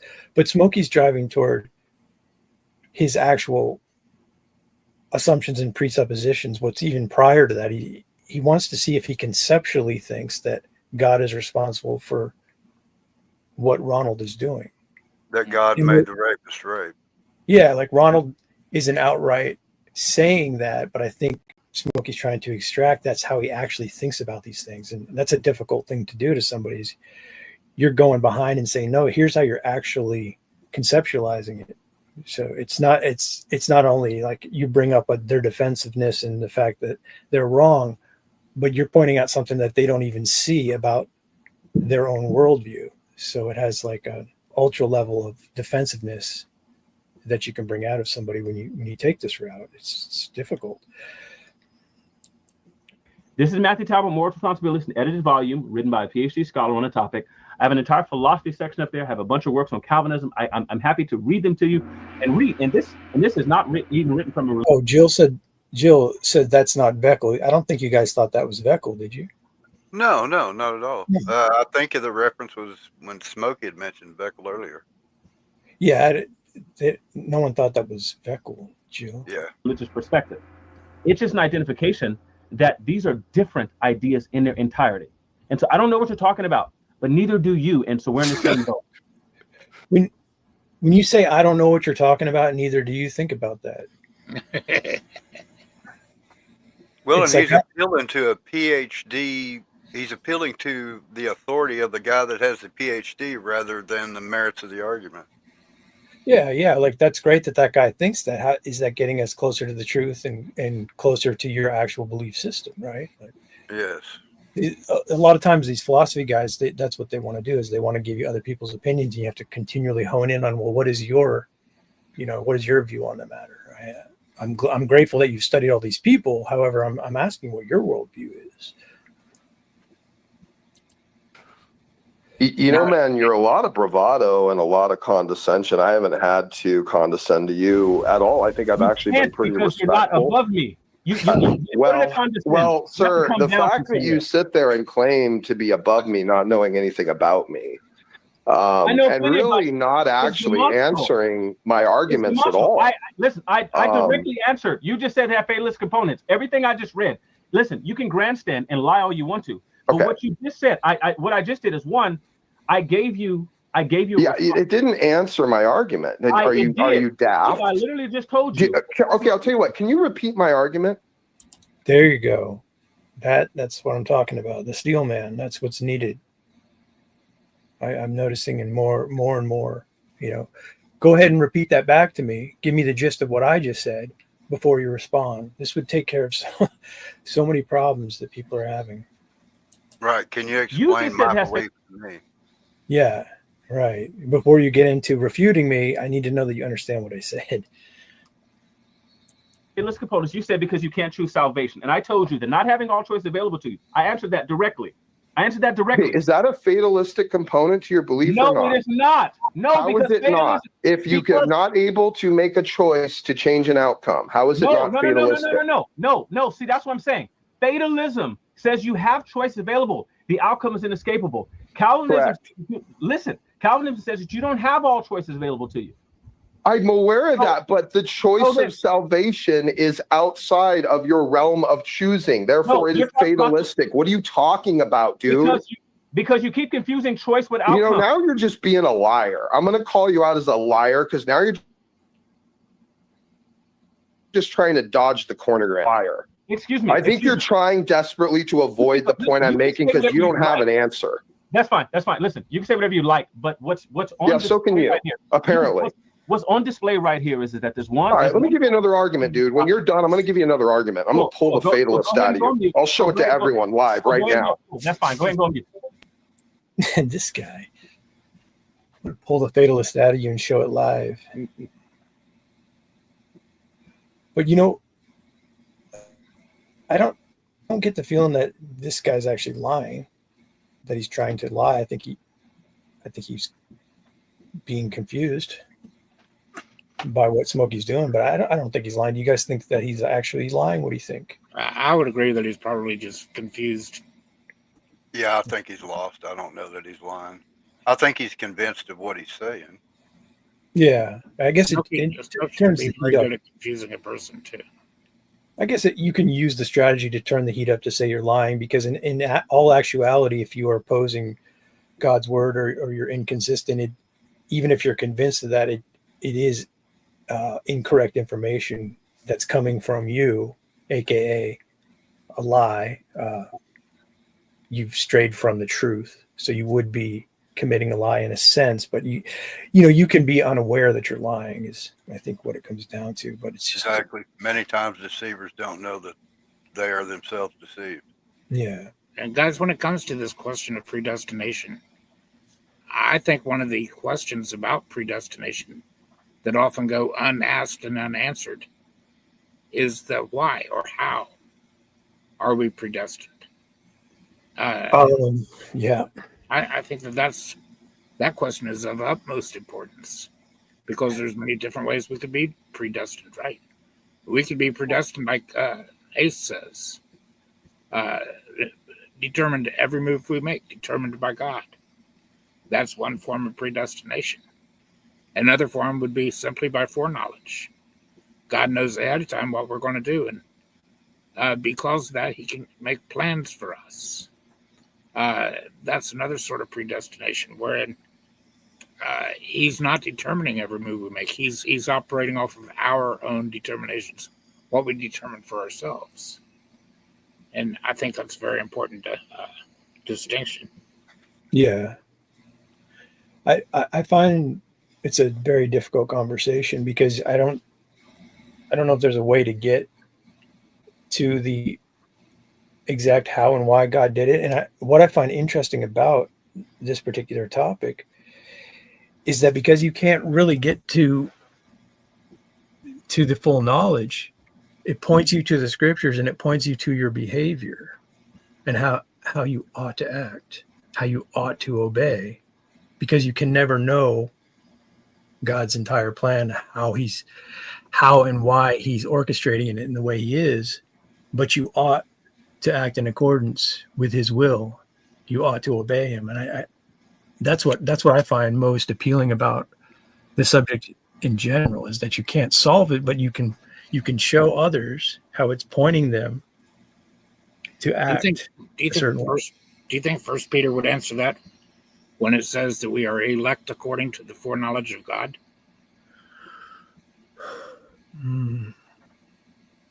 Well, answer it in the sense of, can you expand on that a little more? Well, yeah. Let me see if I've got it pulled up. 1 Peter 1:2 in the King James. It says we're elect according to the foreknowledge of God the Father, through sanctification of the Spirit unto obedience and sprinkling of the blood of Jesus. I'll read that again. We are elect according to the foreknowledge of God the Father, through sanctification of the Spirit unto obedience and sprinkling of the blood of Jesus. So this doesn't say that, we were just pulled out of the air by choice. It says he knew us beforehand. Yes, we're elect according to the foreknowledge of God, who knew our decisions ahead of time. According to the foreknowledge of God, through sanctification of the Spirit. So the Lord knows ahead of time who's going to accept him, who isn't going to accept him. And he begins working with them at a very young age. He knew what we were and who we were before he put us here. That's right. Look at Samuel. God was talking to Samuel when he was pretty much a baby. a young child. And the Lord dealt with him all his life. The Lord dealt with me most of my life. I've never had a question of, is God? I've never had that question in my heart. I've always known God is. God knew this. God's put up with me for a very long time. But that's what I'm saying. I think that none of this states that God predestined us according to his will. Doesn't say that at all. Think about this. What is God's will? God's will is that we all be saved. Right? That's God's will. But in God's foreknowledge, he knows who will be saved and he knows who won't be saved. He knows who are his children and who are the children of the devil. Is it something like it? I try to think of an example to work it out, which again, I don't know if it can be worked out because we can never fully know the mind of God, as Paul states. I think of it as something like if you're on an island with 100 people and you're told 50 of you are going to survive and 50 of you are not. Like somebody has that foreknowledge, but you don't know who those people and who those individuals are. So those 100 people are saying, well, half of us are going to survive and half are not going to survive. So they look toward a source of unity, of authority on how to survive, that being the scripture. In the analogy, the idea is that half of you are going to make it, half of you are not, and none of you know who those are. So what can you do about that? And what I was saying earlier is this points us to obedience. Yes. God can know that, and we cannot know that, but that's never going to justify us saying, well, I'm doing just as God wants me to do, no matter what I do. That's a very different departure, I think. Yes, it is. And that's what fatalism is. And I think that's what the case is being made, that Calvinism essentially leads you down that path, even though you have different explanations of compatibilism and so forth. You're still, Smokey wants to show how this gentleman's still saying the same thing as fatalism, but this gentleman is saying, no, fatalism is defined differently. So he's stuck on that. It's contradictory. He's not making the connection that Smokey's pointing out to him conceptually. He actually thinks the same as a fatalist, or at least that's what Smokey's trying to do. I don't know if he's going to be effective or not. Listen, nothing that you've tried has succeeded thus far because you're not educated on the topic. You haven't done the reading. You don't know any of the literature on it. You don't know what any people's positions are. Any person go to Google right this second and type in James White, and you can type in decree versus determinism, and then he's going to tell you that he's not even a divine determinist, and he's going to differentiate the difference between those two viewpoints. You tried to say that he had one position, and he does not hold that position. Not in any of his writing, whether professional or popular. He doesn't have any of these positions. Not in any of his public debates. What you tried to articulate as being fatalism is not that. What you tried to articulate as being a denial of secondary causation is not that. You haven't done any reading. You don't know any of the work, and that's obvious because you can't differentiate between one group saying you don't have all choice available to you, which is something you admitted to as well. And if the idea that has nothing to do with my argument. That has nothing to do with whether or not you have a fatalistic component in your worldview. Right. So these guys are just talking past each other, unfortunately. So Smokey's got to get him to Steelman, which I think he just attempted to, and he's getting this as a response. So hopefully Smokey will go back and say, no, just Steelman my argument. But also Smokey said he's going to move to another argument, which is just going to make this more confusing. So hopefully he gets him to Steelman here. Nothing to do with it, dude. You said you let me finish, then you're going to respond. You're saying, well, you can't choose salvation. That's fine. But what does that have to do with whether or not you make choices? Because the Calvinist argument is that you make meaningful choices. And I just want to point out, too, that you keep shifting, by the way. But first, the argument was that you don't make choices. No, you do make choices. Okay? So. Well, when I found out you weren't a fatalist, I wasn't going to keep arguing that point. As I was saying, Calvinism says you make choices that are meaningful to you at the time and place. For your own reason, you act. You have your own motivations, which you act at the time. You're not acting because you know the content of God's decree. That's Calvinism says. And Calvinism says that you're guilty based on those choices that you make. Okay? And that you're deserving of damnation. There's also a whole other element that we haven't gotten into, which is this idea that you think that people are suddenly that deserving of some chance of salvation, which I don't know what justification there is in that. It just doesn't seem to be one biblically. But here's the other idea. The other problem that we're having here is that fatalism says you have choices, and no matter what choice you make, your outcome is going to be the same. Calvinism says you don't have that choice available in the first place. So you can't say one says that you have choices available. Your outcome is going to be the same no matter what you choose. Whether you go left or right, you're going to end up at the same destination. Calvinism says you can only go right. You don't have a choice of left. That means that they're not the same. There's no fatalistic elements because fatalism necessarily means you have choices, but fate has decided the outcome. Calvinism just made the argument. Fate has not decided the outcome. Your choices determine the outcome. What's that? He just made the argument for fatalism. He just defined fatalism, saying it's not fatalism. He's saying fatalism means you have all choices available with this. Right, but you only got one road. The outcome is the same. But then he's saying Calvinism, you do have choices, but they're limited. But like, what is he saying the limitations are? I don't understand the limitation he's bringing up, or how he can get into specifics on what that limitation is. Do you have any idea? I would assume that he's just saying that God has chosen you for heaven or hell. You don't have the choice. That's the argument he's making. Exactly. He's saying salvation isn't your choice. You're determined before you were born if you're saved or not. Is that what he's saying? I believe that's what he's saying. Yes.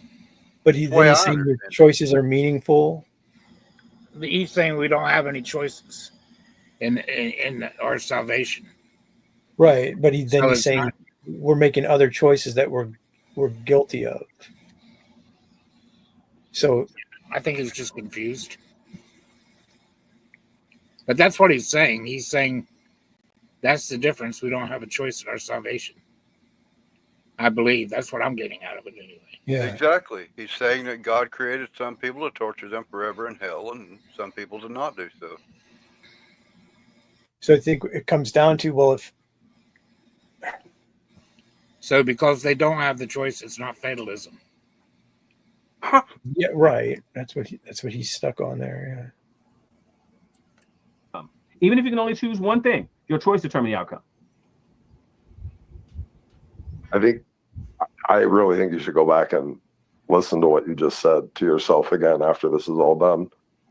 Yeah, I'm certainly going to. Experts in the field have examined what I've said. Experts in the field. So can I switch it on to a new kind of argument? Can we move on to the next piece? Sure, just real quick. Yeah, let's try something else. Okay. So, right or wrong, and I don't want to misrepresent you. I would just give the argument, but I fear in the process you might say, that's not what my Calvinism teaches or something. So, if we could, maybe we'll just go through it step by step. If you have a problem with any point of the argument, just tell me and disagree and point out why. So, one of the core cornerstones, at least I understand, of Calvinism is that the election of the creature can have nothing to do with a feature or characteristic or the merit of the creature itself. It is a decision that, from our perspective, because we can't possibly know it and it's ineffable, is seemingly arbitrary, but to God is somehow ineffably reasoned to him. So, but there is nothing about the nature or any characteristic of the creature that merits it being selected for election, and the selection is known only to God. The method of selection is known to God and God alone. No, so the half of that is incorrect. The idea that it's arbitrary is not anything that's subjected to, as far as I'm aware. I just said from our frame of reference. I'm not saying it ultimately is. From our frame of reference, it's entirely arbitrary. He chose for his own good reasons. That's arbitrary. Right. That's all I was saying. I was just saying, I'm not saying it is to him. I'm not saying it in the Calvinist worldview. By the way, I'm trying to represent the Calvinist worldview correctly here in this argument, because this is an internal critique. This is a polemic. So I'm trying, I do want to get it right. Okay. So So okay. So can we agree that yes, it might from our viewpoint be arbitrary because we can't know the justification. That doesn't mean there isn't one. And the Calvinists will claim there is a justification. It's not arbitrary, correct? No, I don't. What? Do me a favor. What Calvinist has said that there is justification, but it's not arbitrary? Beckel, Jill, Jesus is Lord. Hold on. Beckel does? Oh, yeah. Oh, I argue with Beckel all the time. He's in my orbit constantly. We have tons of arguments. Yeah. Okay, wait. So one, I don't believe. I mean, you. is Beckel not a good Calvinist? Well, no. I don't believe you because you. I've been arguing with Beckel for 5 years, man. I got clips of him on my stream and all sorts of stuff. He said some crazy things, man. That's fine. Anyway, but you I know he claims to be a compatibilist, but it don't always shake out that way. Okay. Anyway, your question is? Well, no. Okay, so we're getting over the first premise. The first premise is just the cornerstone, as I understand, that there's nothing of the nature of the creature that merits its selection to be elect, right? Correct. Okay, beautiful.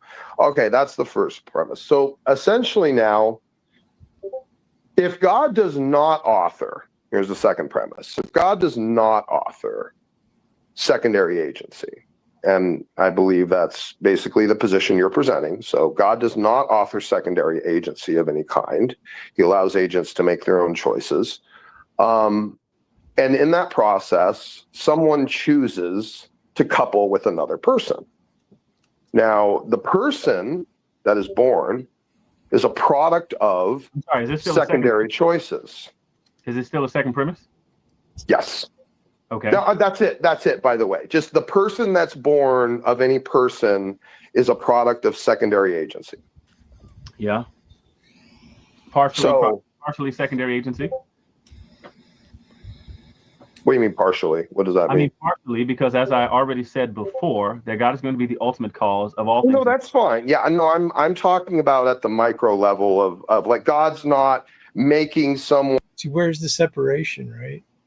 He's saying one is primary, one is secondary, and then Ronald responds, "Oh, it's partially secondary." There's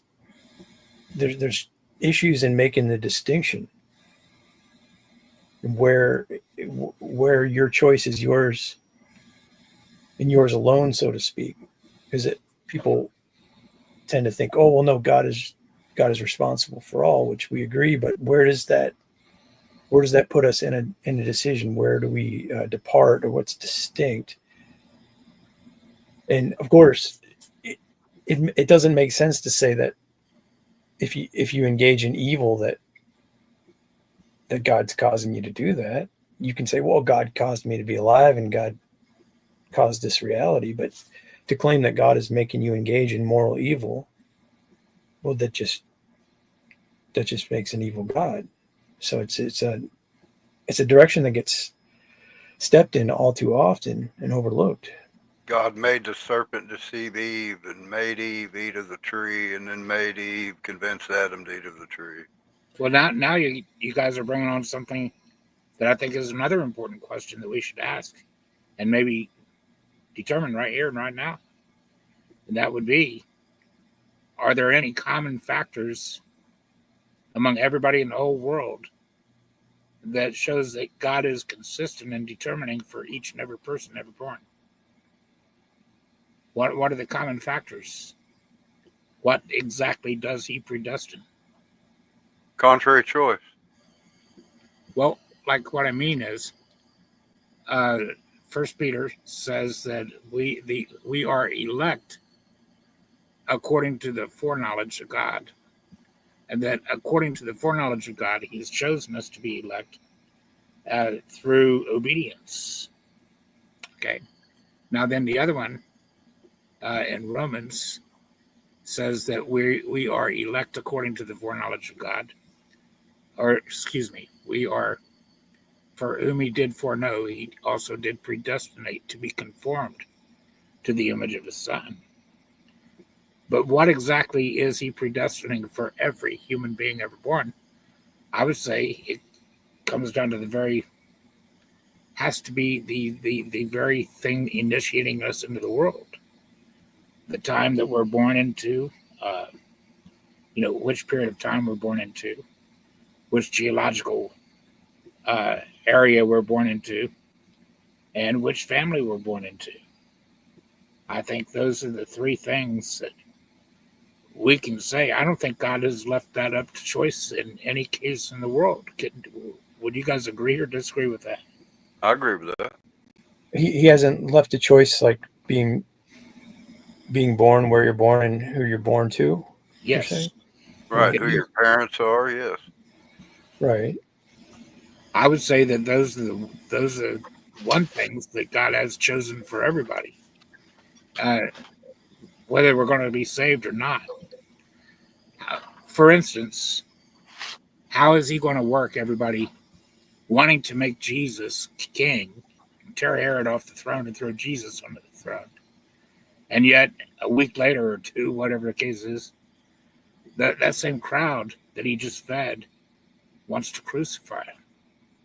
How did Satan fill that many people in the courtyard that day? Or was it God ensuring that there would be that many people in the courtyard that day by making sure that those particular individuals that would turn on him were born in that day? Enough of them were born to turn that tide. You see what I mean? Yeah, I don't know. I think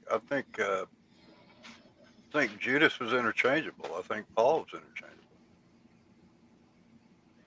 I mean, I don't think that God specifically chose Judas. I think there were many people that had the character of Judas.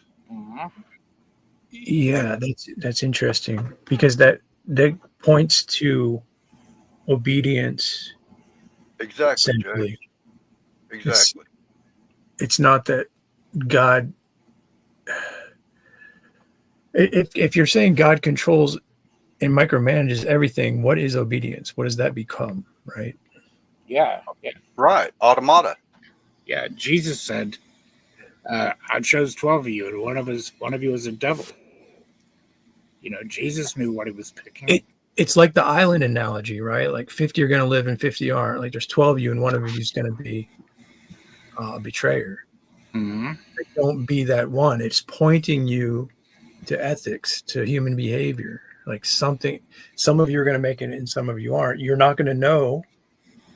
You don't have that foreknowledge, but you do have the scriptures, which is showing you that you need to obey, right? That obedience is key, that you are a part of this process. You don't save yourself, but you are a part of the process of being saved. And if we're born and in God's foreknowledge, he knows that we're going to be saved. And then he predestined us to be conformed to the image of his son. And how does he do that? By refining us. How does he refine us? By using evil against us. So by giving us guidelines to do so. Yeah. Giving us instructions to get that direction, to become that. So God doesn't waste anything. God's using the good and the evil. He uses the evil to refine us. And he uses his foreknowledge to know that we are his. Who am I going to refine? I want to refine these guys over here. And he doesn't waste his time. He doesn't waste his effort. And he allows everybody their choice. He allows everybody gets to choose the way they want to go. And everybody plays this game. I can agree with that a little bit because Jesus never himself went to the Sadducees, only the scribes and the Pharisees. He talked to the Sadducees when they confronted him. He never confronted them. He went to the scribes and the Pharisees. That's fine. The Sadducees were of no account. Yeah, can you believe not even believing in an afterlife? You're a Jew. But Jesus, my point is, Jesus didn't waste his time with them. No, he didn't. Just like when and this is people struggle with this a lot. When the woman comes up and wants Jesus to remove the demon from her daughter, and he, basically tells her, it's not that I, can't help you. It's that your religion isn't fit for dogs. He basically, now I've stepped into something here. I think I'm leading into getting off the subject, so I'm just going to drop it where it's at, because it's a lot more in depth than what I can add here in a few minutes. Okay. One choose who they couple with. That's basically what I'm saying. Yeah, no, that's also. Do you think that's a Calvinist position? No. I'm representing the position that you do not hold the idea. I'm here. Hold the thing. Just please. I'll try to be real clear with this. I am taking the position. I'm doing an internal critique. I'm trying to represent you correctly. Okay. You're not. What I'm saying is you do hold that God does not interfere with secondary agency, correct? No, I don't hold that at all, and I don't know a Calvinist. Okay, great. So now we're into the second premise. Okay, we're done with it. Now you agree with both of them. We're good. I'm trying to just represent your position correctly. No, okay? no, wait. I don't know that there was agreement on the last one, because I'm telling you. So you said. Okay, I'm just telling you the same thing you've been telling me for the last 30 minutes, that God doesn't interfere with secondary agency. Now you got a problem with it? No, see, that's what I'm saying. I didn't say that God doesn't interfere with secondary agency. I didn't say that. Oh my God! God not being the secondary cause doesn't mean He's not interfering with secondary agency. God interferes with in all sorts of ways. For example, when it comes to antecedent conditions, all sorts of choices are going to be limited to you, just like we just talked about a second ago. And that's what I'm saying. Can I recommend a book for you? Because does God make someone couple with another person? Yes or no? As an ultimate cause, absolutely. Things like fine. As an actual cause, does He do something in their brain or orchestrate things to make sure that someone couples with another person? Wait, no, wait. Listen, bro. This is philosophy. What do you mean by actual cause? Because you. So they're getting stuck in the weeds here. I think the way to make the distinction is not like asking questions like, does God make people get together and fall in love, as much as going to like, does God make people do evil?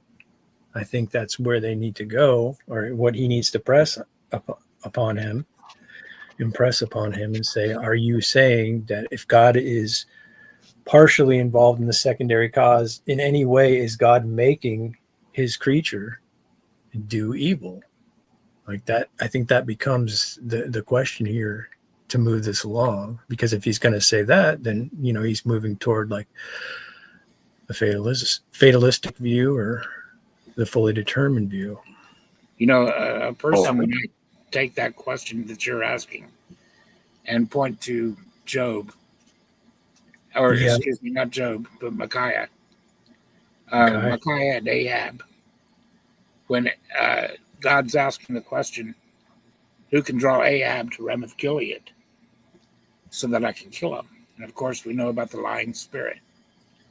So a person can say that God put that lying spirit in the mouth of those prophets, and therefore it was God. But here's something that they're not considering. God is very specific, and God's very to the point. He says His children know His voice. So you have all these false prophets. They're false prophets in the first place, answering to Ahab, because they don't know God's voice. They can't be real prophets of God, because they're false prophets. They don't know God's voice.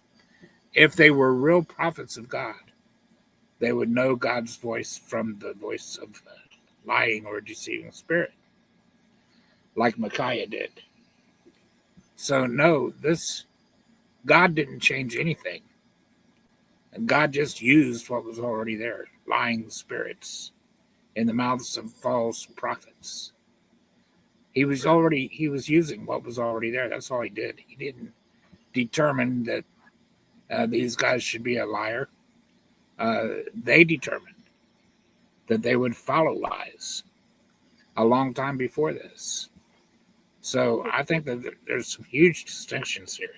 If we just You're pointing out how that would be like 1 Kings 22:22 would be a result of deception itself. Like God's law says, if you're a deceiver and you move in that direction long enough, now he's at a point where he's going to send lying spirits into the mouth of a deceiver because that's what he has chosen, deception.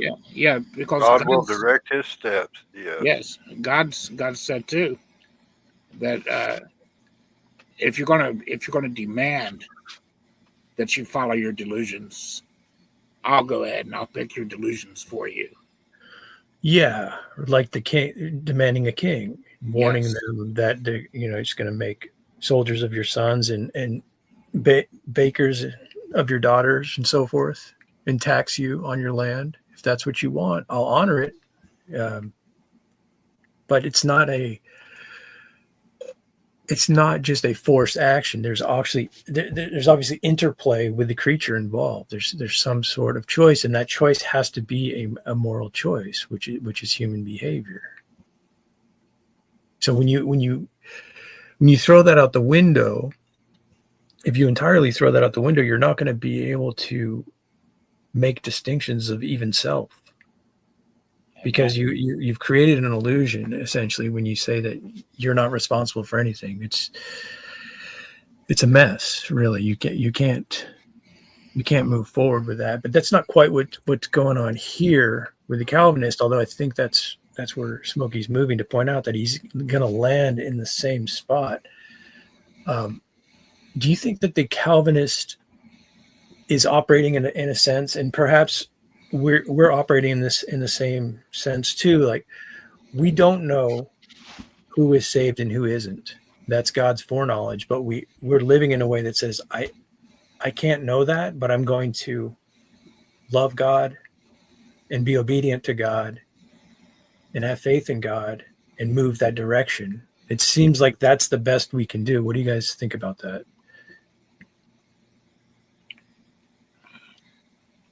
I think to a degree. Well, I think that's exactly it. Make the best of a bad thing.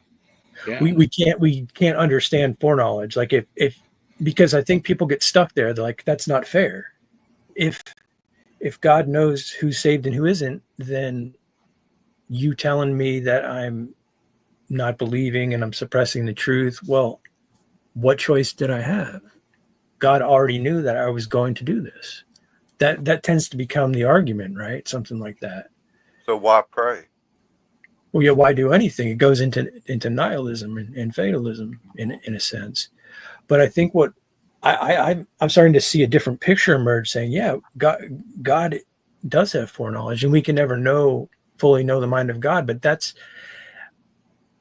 what's key, is we say, well, what can we know and what do we know? And then we point to the scriptures and says, it shows us through various examples, this is how we ought to act if we want, to be in line with the will of God. This is how we ought to operate and we ought to obey. So what I'm saying is, I think that the unanswered question leads us somewhere else. It actually leads us into ethics. I'm just going to keep pressing that direction because I think it's key. I'm always reconsidering this conversation to see the often for leaving out responsibility and ethics. And I think it's interesting that when we get into subjects that we can't fully understand, that all we can do, it seems, is to follow what is good and to reject what is evil, which is, Romans 12:9, essentially. Love must be genuine. Abhor what is evil, cling to what is good. It falls back on love, and it falls back on behavior. So that's it. That's all I got on that. So you're making this so. Let me ask what you guys think of this then. What if we were to accept that God, what he does foreknow, has caused him to predestinate our time and place of our birth, right down to the family that we're born into? Because from that point on, He foreknows absolutely every move every person will ever make, whether it's good or evil. From that point on, from moment one to Adam to moment, the very last moment before Christ returns to earth the second time. And then he can see that his perfect plan played out to bring as many people toward him as was possible to be saved. But if we can accept that, then we don't have to accept that he planned or determined anything else except that we should be conformed to the image of his son. And that through, time. That would be the only things that he would have to determine, wouldn't it? The only thing he would have to determine would be the time and situation and circumstance of her birth. That would be it. Yeah, he doesn't have to micromanage to be a sovereign creator, right? It's not Right. That would be all he would have to determine. Yeah. People want to So separate. you're really trying to. Go ahead. People want to separate God's sovereignty or make God's sovereignty contrary to free will when it's not. Amen. How is it that our Yeah. free will negates God's sovereignty? Right. I've never understood that either. I can't get a clear answer. A sovereign God can have a creation that can obey him or disobey him and still work within a framework that keeps him sovereign. I don't know how it breaks sovereignty to give us free will choice. Exactly. We're in a fishbowl. I mean, we're in a closed system. Yeah. Randomness does not exist. Yeah. So I think, again, it's just saying, for me, it's like, wow, we can't ever really fully know these things. So what can we do? Right? Like, that's what I keep falling back on. We can explore these ideas and only get so far. But what ought we do in the meantime? We're here for a reason. To say that, we're not doing anything, we're not responsible. It's just, I could never make sense of that. Me either. Me either. I mean, of course, you can get deeper into it, that it doesn't make sense to even argue that. But I just find it fascinating that it points back to your behavior, how you're going to react in all this. You don't know. You can never know the mind of God, but you can either follow him or you can reject him. Exactly. And that's why he gives us guidelines to live by. Yes. That's why we were given the law. Yeah, right. And I think that's where all these deep thoughts point us back to, which is great in a sense. You get to you hit a wall, like, I can't know that, I can't understand that. And you feel a little bit trapped, right? Like, I don't know, how do I proceed? And you get to a point where, like, well, you're not supposed to know this. You're supposed to focus on obedience to God. Never cease praying. Loving your neighbor. How about loving your enemy? I mean, that's a tough one. Oh yeah. Yeah. I mean, even loving your neighbor's tough enough. So this by trying to make this so really complicated, man. Sir, maybe let me ask you something, man. Is your particular theology so stinking complicated and so out of reach to the common man that you got to have a PhD to understand it? Hey, A1, do me a favor. I want to answer this question. Is this the type of thing that you like to do to gloat with your credentials, and you just wave your credentials around and hope that the rest of the people in the room won't be high IQ enough to know that you're spoon feeding them bullshit? No, I don't hope for that. Listen, when you're done with your question, A1, put me in the big room so I can answer the question. Because this is going to be a mess. Man, you're just dodging in between the lines of the issues of whether or not God is authoring secondary agency. You say that God allows secondary agency. He does not make decisions for people at certain levels of secondary agency. You spent the whole time arguing this point, and now just to dodge my argument, you're going to go back on everything you said. You're a loser, dude. Absolute, complete, and utter L in your desperate dodge of this argument, man. Your mama's a loser, bitch. Let's try All that. right, whatever. Now, when you're Gentlemen, done, decorum. now when you're done, I'm gonna have A1 put me on a big screen so I can answer your question. A1, put me on a big screen when he's done talking. I'm going to throw him on the big screen. Right? All right, Saint, go ahead, land your plane. All right, it's fine. I'll just give the argument. He's just going to try to be difficult. All right. So Calvinism taking the position that God does not do anything to necessarily alter with people's secondary agency. Many Calvinists would argue, at least if they protect secondary agency, they're not going to argue that God makes two people come together and produce a child. Okay, they won't generally say that if they're, and as I was trying to get this gentleman to just admit, which he doesn't want to, that he would hold that position that God's not going around trying to find a way to micromanage reality to make people couple together.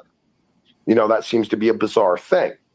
So if he would just be honest and consistent with the same thing he's been arguing this whole stinking time about God not authoring secondary agency, we would get past this point and then get to my final issue of this, the final conclusion of all of this brought full circle, which is that if this is true and God does not author secondary agency, then you have two people coming together to produce a child, a living, breathing human being that was not chosen by any primary agency to exist, was not made happen by God, by him operating through and changing secondary agency, because you guys say he allows that. He doesn't necessarily get involved in all that. You know, he lets people make their own choices. That's what you claim. That's what you said this whole time. So now you have a child. And this child is a product of secondary choices that God himself didn't directly choose to exist and manifest. And now God is going to choose. Do you guys follow that line of thinking? Do you say that God didn't choose to manifest a child, or do you think of it differently? I think God only manifested Jesus, that child. I don't think God put our parents together for us to exist. If that's what the point you're making, or yeah, it seems like a tricky subject because you could point to certain aspects of. I think that God did foreknow everything that everybody would do, including this unmarried couple that we're talking about here. And we know that babies are born to unwed parents. So, yeah, and so if God does what I said, if the only thing that he really does determine I'm is in contradiction. the time and circumstance of our birth, if that's what he really determines, and then he just lets us go to make our decisions through life as we carry out his perfect plan, I don't see no reason not to accept that, or to say that displays bad for God. How would that display bad on God? It doesn't, in my opinion. I don't know that I necessarily followed along with all of it, so I'm going to refrain. Because it sounds like it's the contradiction. God determined where Smokey's going. Did God put our parents together to create us? And then we say, that God did, in fact, put us in the time and place that we're born, and that we are born in the geological location and to the parents that we are to be born to. To me, it's a contradiction. Contradiction. I'm sorry, I'm not following. Where do you think that contradicts, brother? Well, I'm saying the contradiction itself is to say that God chose us, or like Smokey's argument there is, that God chose our parents to be together. God chose our mate so that we would produce our children, and that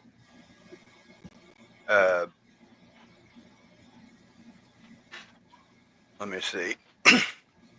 I had it there for a second, but then how is that's contradictory to the point that to our free will, as far as that goes, even You know, if he chose us, what parents, what geological location we were going to be born in, how we were going to be placed upon this earth, then he, in a sense, did choose or predestine us for something. You know, but you go back to Jeremiah 18 when he talks about the potter and the clay, how it's nations, how it's everything is corporate, not individual. Well, I don't know. It seems contradictory to me, and I'm trying to work it out. Let me try another way to explain this from my point of view, anyway. Okay, the scripture is clear why God predestined us, or how God predestined us. It wasn't according to his will. If God predestined us according to his will, then everybody would be saved, wouldn't he? Absolutely everybody. Because it's his will that everybody would be saved. So that's obviously not what's going on here. We're not being predestined according to his will. What the scripture does say is that we are predestined according to his foreknowledge to be conformed to the image of his Son, the Christ. So, if God is predestining us according to his foreknowledge, then what is he predestining? I can't see he's predestining anything but the time, place, and circumstance of our birth. Now, that's not to say that God chose that I should lay with this girl or that girl or anybody else. That's not God's choice. That choice God left up to me. But according to his foreknowledge of who I would sleep with, you know, who I would have sex with, according to his foreknowledge, then he can choose my children from there. And will they be born? Will they not be born? Will they be born alive? Will they not be born alive? This sort of a thing. These are the things that God determines. And then God doesn't have to determine anything else. Because but I think I see what you're saying, but when you say he doesn't have to determine anything else, I think that's still the question that's coming up, like the interventions, right? Like it seems sometimes that he does intervene with certain people. Well, yeah, of course he does. Like he wrestled with Jacob, right? Yeah. And he gave dreams to Joseph. Of course he intervenes within the life of those that he chooses. And this increases their faith and makes them stronger. These are the things that help them through. You know, he sat down and he had a discourse with Abraham as he ate with Abraham, you know. And then he even had a bargaining session with Abraham over Sodom and Gomorrah. So, of course, he intervenes. That's not to say that he never intervenes in the life of his chosen.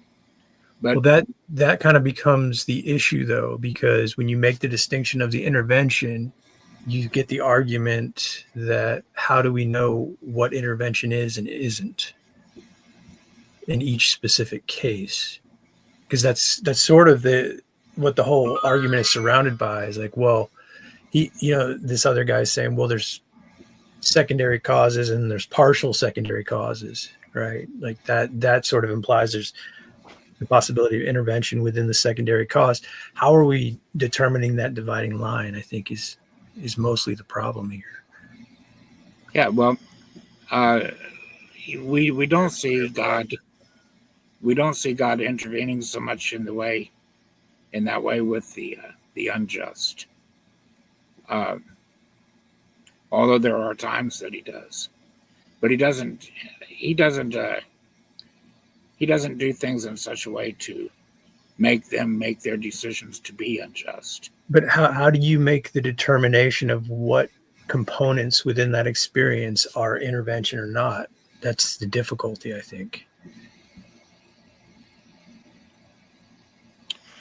I just think it's all he's doing in those points is helping to conform us to the image of his Son. Most of what he does with us, most of his interventions, are not really necessarily pleasant things to go through. They're coming at very hard times. Look at the intervention of Joseph, and that he had with Joseph. Joseph was thrown into a pit. He was sold into slavery. He was put into prison, charged with things that he didn't do, crimes that he didn't commit, thrown into prison, probably beaten several times. Paul, too. Look at what he went through. Stephen, look what he went through. These are interventions of God. But they're not things that are going to be pleasant for you at all. Most people would not view these things as blessings from the Lord. And did Joseph have the choice to sleep with Potiphar's wife? Yes, he did. Could Joseph have chosen to sleep with Potiphar's wife? He could have, yeah. But he fled fornication, didn't he? And that, right. Yeah. And that goes back to what Jay was talking about, going back to, basically obeying God. Yeah. But, God did not make Joseph make that decision. No, I agree. God did not make that decision for Joseph. So because he fled fornication, he didn't have to worry about a child being born to him. Well, you were saying earlier that, like, in a minimalist sense, that I guess you're creating sort of doing a thought experiment of like all God would need to have foreknowledge of, and then the rest would be choices to varying degrees. But when it comes to like Joseph being born into the world, and then additionally he's having interventions with God, right? He's having dreams that are being given to him in a sense. So it's still, in my mind, it's still hard to clarify when you're talking about secondary cause and choice, like where interventions are and where they're not, because are there only one type of intervention and one size of intervention, or are there micro interventions? Like those questions seem to be forever debatable. But that's why I say this just leads back into your responsibility to obey, because you're not going to know the specifics of these questions you have. I don't think it's possible to get to the end of it. What I'm trying to say is it's a limitation of creaturely knowledge, that when we go too far into the intellectual realms and the philosophical realms, we can never finish it. It circles. What are we circling back to? The idea is to circle back to the obedience of God and following the will of God. That's how I see it this far, because these things can't be concluded as much as we discuss them. So I'm seeing it now, like, well, since we can't conclude this, where is it pointing us, right? And that's where the strength of obedience and presupposing the word of God is key. That's where all this is leading us back to. And that in itself is a circular argument. It is circular when you get into ultimate authority. Yes. You can't go beyond it. It's inevitable when you're arguing with someone who has an autonomous philosophy. No matter which direction they go to, it's going to circle back to their own reasoning. Yeah. So ultimately, they become their own authority, which is idol worship. The worship of the self, the worship of the intellect, or vain philosophy. So there's different types of circularity, of course. Saying that God is the ultimate authority and it all circles back to him is very different than someone saying, why is the table wet? And you answering, because it has water on it. Okay, that's circular. This is not what we're talking about. We're talking about a paradigmatic worldview argument that God is the ultimate authority. It's very different. And people tend to miss that, the simple circularity versus the circularity within a worldview.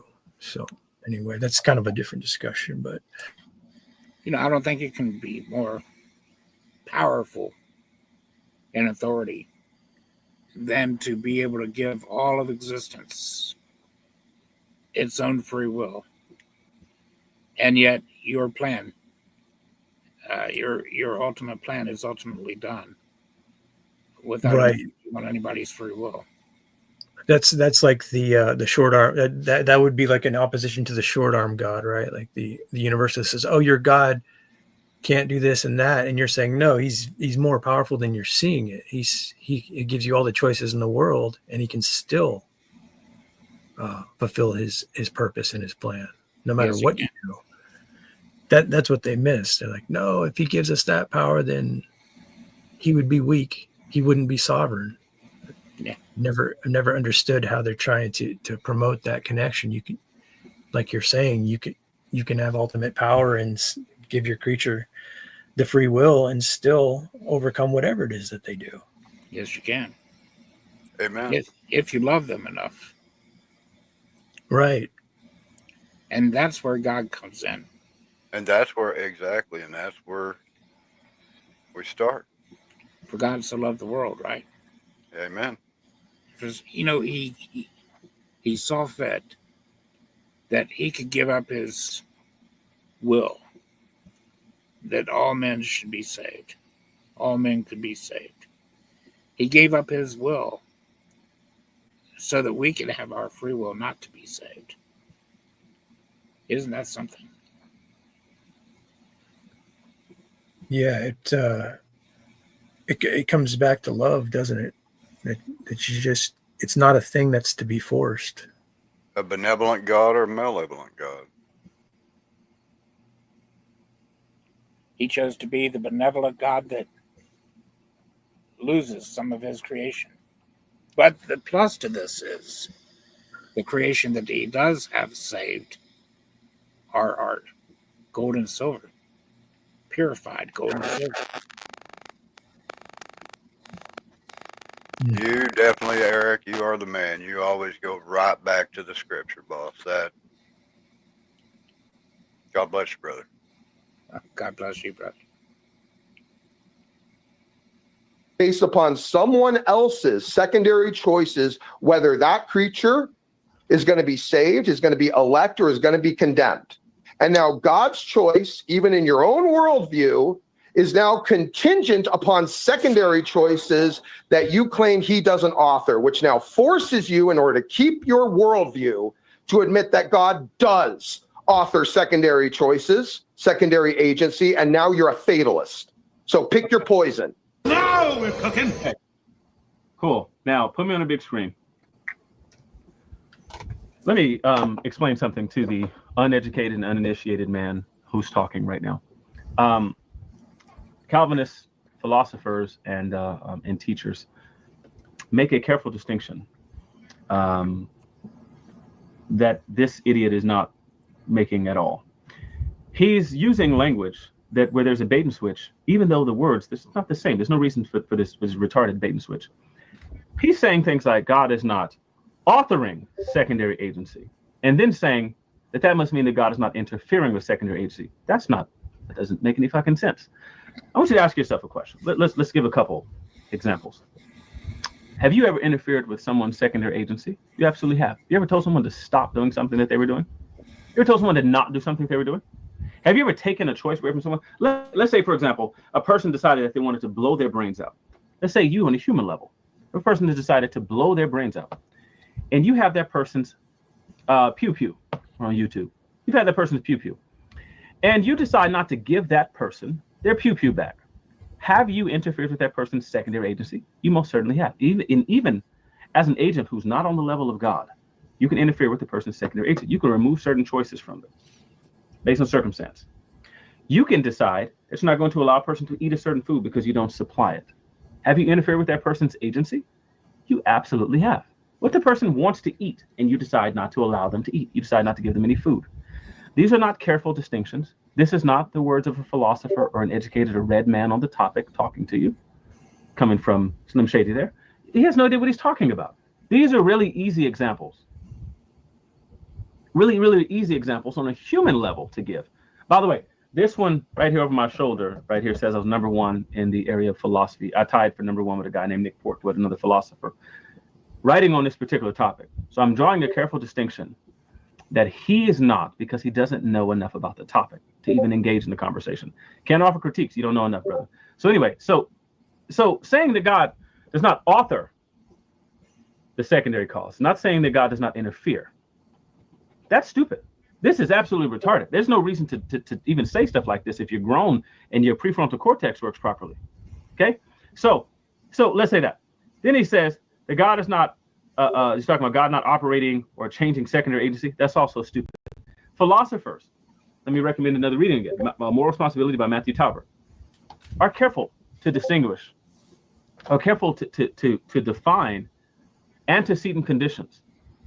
Now, if you were born in the year, I don't know, 200 BCE, could you choose to drive a Tesla? No, because it didn't fucking exist. Who chose to place the time of your birth? Could God have intervened in any way, right? Could God have stopped it? Could God have said, it's not going to happen? Could he have put a roadblock? Could God have made some sort of thing that may seem serendipitous by our standards? Some sort of chance encounter happened? Yes, God could have. This is the entire Christian position. This is the entire position of all sorts of different worldviews. That the gods can intervene in certain ways. This idea that he has violates all of them, that apparently the gods don't intervene. And that's stupid. Who in any sort of theism doesn't believe that the gods intervene? They pray, they fast, they do rain dances, they do all kinds of stuff because they believe that the gods intervene, even in areas where humans are making choices and decisions. Why do Christians pray? Why do they pray for the salvation of their auntie, their cousin, their coworker, whatever it is? Because they believe God's going to intervene. Even if you believe that that is going to come down to human choice, whether you're Calvinist or not, you believe that he's going to intervene. You believe that he can do so. You can't have prayer or prophecy or anything like that unless God intervenes. Unless God is in control of even the minute details. You can't say things like, no bird falls from the sky, or no blade of grass or anything like that happens, dies, unless God's in control, unless you believe something akin to this. This is a person who hasn't thought this through, okay?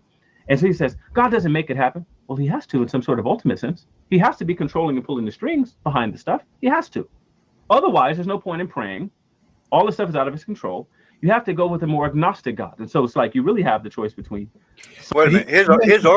His argument just made it prayer irrelevant. Yeah, that's what I was thinking too, because he's bringing in pulling the strings, which is the puppetry, right? Exactly. He just made his own argument irrelevant. So he's trying to make a distinction about secondary cause and God only interfering, not being the author of it. It seems like at the same time he's saying God is the author. I think that's what Smokey is moving to extract out of this. Something like God controlling all of these minute details, right? We don't have prayer and that kind of thing, right? You have fate and you know, one of the other options that the Greeks went with was fatalism above all this stuff. The gods aren't in control. The gods can't stop fate because fate is above it. But that's not this view, okay? That's why this is not fatalism. So he said God didn't directly choose. None of this means that God didn't directly choose. In his decree, before time ever existed, before space, time, matter, or even the creature itself existed, God made some sort of choice. Not based on the creature, not based on some activity that they were going to do, right? Because they hadn't existed yet. And he controlled all of the minute details of their life, right? Without destroying secondary causation. It's called compatibilism. I recommend a reading from PhD scholar Matthew Talbert, Moral Responsibility. The man talking to you, I don't know no idea who he is, but nobody needs to know who he is because he's an idiot. And I'm done. Let me go ahead and not contradictory on that one and take you off the big screen. Did you want to respond, Saint? Yeah, sure. I'll kind of give the argument that he completely dodged once again in his gish galloping nonsense. Oh my God! And frankly, if any of you really think you got the answer to my challenge out of that, I dare you to support it, because I didn't hear anything to do with my actual argument about the internal entailments and the collapse of the logic of his position, to where the claim rests entirely on the idea. And I don't know what you're talking about. Like at some point it sounded like you were saying God was controlling all the little micro aspects while also denying that that was really the case as well. Right. That's where we paused. Yes. Timothy's pointing that out. That's so conceptually he's making the mistake while he's thinking that he's telling Smokey something else. Smokey's saying, no, I'm reading between the lines. Conceptually, you're still God's puppet in what you're saying. So, a lot of your answers I find to be contradictory and confusing. You might have a little fan base that just cheers you on with whatever nonsense falls out of your mouth because you use certain words in certain order that makes you kind of sound smart, and you seem to be overall condescending and insulting and disrespectful and pompous and bold, and then fashion yourself a teacher, seemingly knowing tons about your religion, but seemingly a lack of character. A lot of rhetoric coming from both of them. You got to wonder, does it get in the way of the content? Always does. Yeah. To apply it. That's so, also I've tried to not actually. Did you say something? No. Be insulting to you other than moments that I feel that you've been really dishonest. And I actually think you have been dishonest in this debate. I think you're dodging the argument. This is not a debate. I think you're answering a bunch of things in periphery that have nothing to do with my central point. And your system does collapse because you do have a problem where God chooses the elect based upon someone else's choices as to who they couple with. No, you see how I had So I'll ask you this question and I'll watch you dodge it. Okay. And I think that'll be your L for the evening. Okay, yeah, sure. Does God author people's choices to who they couple with? Yes or no? No, God does not author their choices. There we go. The choices are apparent to the agent. I said this. This is the first thing I said. There we go. Now, God's choices to who's elect depends upon the choices of another secondary agent, and therefore leads to the internal collapse of Calvinism. You just collapsed your entire theology with that. You asked if he admission. authors them. Listen, buddy, you asked if he authors them. And again, maybe you just, this is what I'm saying.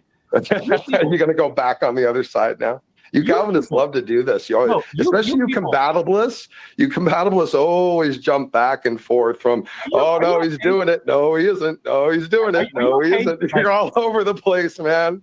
Okay, cool. So here's the issue, though. You get him. I guess what you need to do here is get him to say, tell me something that you're doing or choosing independent of God. It's gonna be something like that, right? That seems to be what's in contention here. Yes. And it does. I can see how that is a difficult question, though. I mean, how do you guys answer that? Tell me something you're doing. Can you say something you're doing? God obviously does not determine that I should commit adultery or that I should commit fornication. I'm a married man. So when you move into evil, that's kind of where you would go, right? So if I took it on myself, though, to commit adultery, fornication, and I'm a pretty fertile individual, she became pregnant.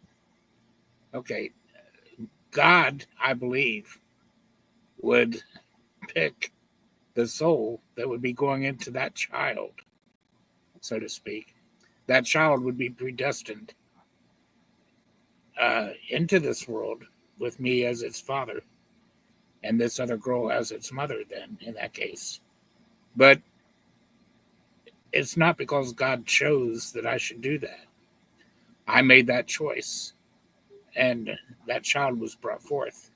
Now, that child may or may not be a saved individual when it dies. Only God knows that. God knows that according to his foreknowledge. So that child is elect according to his foreknowledge, or it's not elect according to his foreknowledge. But it's only according to his foreknowledge. God did not choose that election for him unless he is foreknown to be saved. And then God chooses him to be his own, of course. But that choice was already made by the person, by the child. I had a little trouble following you at the end there. My fault. Okay. If I have a child that child's outcome is not dependent on God. It's not determined by God. And it's really not even determined by me or by its mother. Its outcome is determined by its own choices.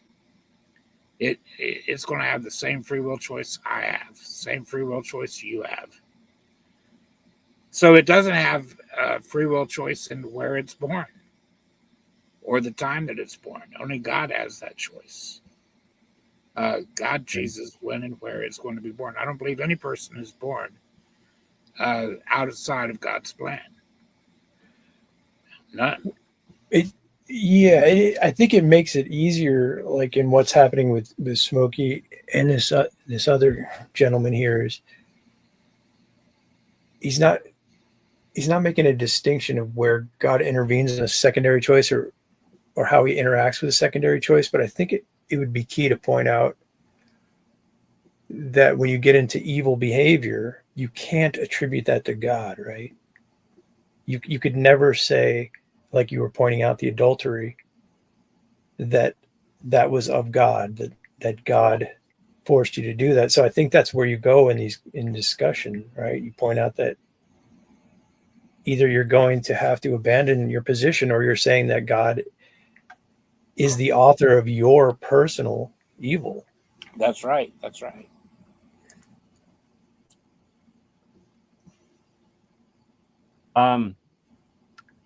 I don't think you understand the language that's used. You talk about authoring. You're talking about authoring. Okay? And like that's what I'm saying. Like you keep confusing. Like you confuse author with interfere earlier. No, I didn't. I didn't. You just tried to represent it as that and conflate it as such. I was very clear. You just want to overcomplicate it and dissect it to try and reductio ad absurdum into nonsense. And really, it is a form of straw man. We be saying about Leandre. Hey, listen. All right. Well, I'll tell you what. I'll tell you what. I think I made my point. I think I made. Hold on, sir. I'll let you finish. I'll tell you what. You know what? You can have the whole rest of the time. I promise you. Because at this point, I'm just going to yield. I think if the audience really is being objective and real about this, I think they'll be able to figure it out. And I'm going to leave it at that. So I appreciate the opportunity, guys. Thanks for letting me have this little throwdown here, really. But I'll go ahead and yield, and he can finish with whatever he wants.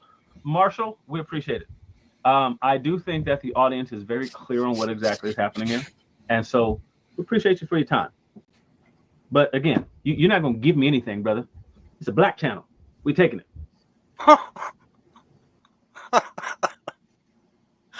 Oh, my goodness. I'll be honest with you. You gonna make it a race thing? It's a black channel and shit, man. Here's the thing. Weak ass argument is that, man. Stop that.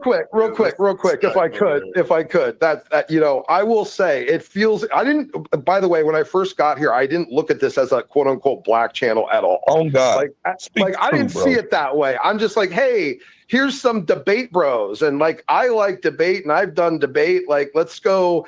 I didn't have any of those, conceptions when I got in here, man. Like you, and brother, that man, you had the right idea not to have those type of conceptions. We is not racist over here. It ain't none of that shit. Man, you've kind of made this about race like several times tonight, man. You're angry, bud. You're angry, man.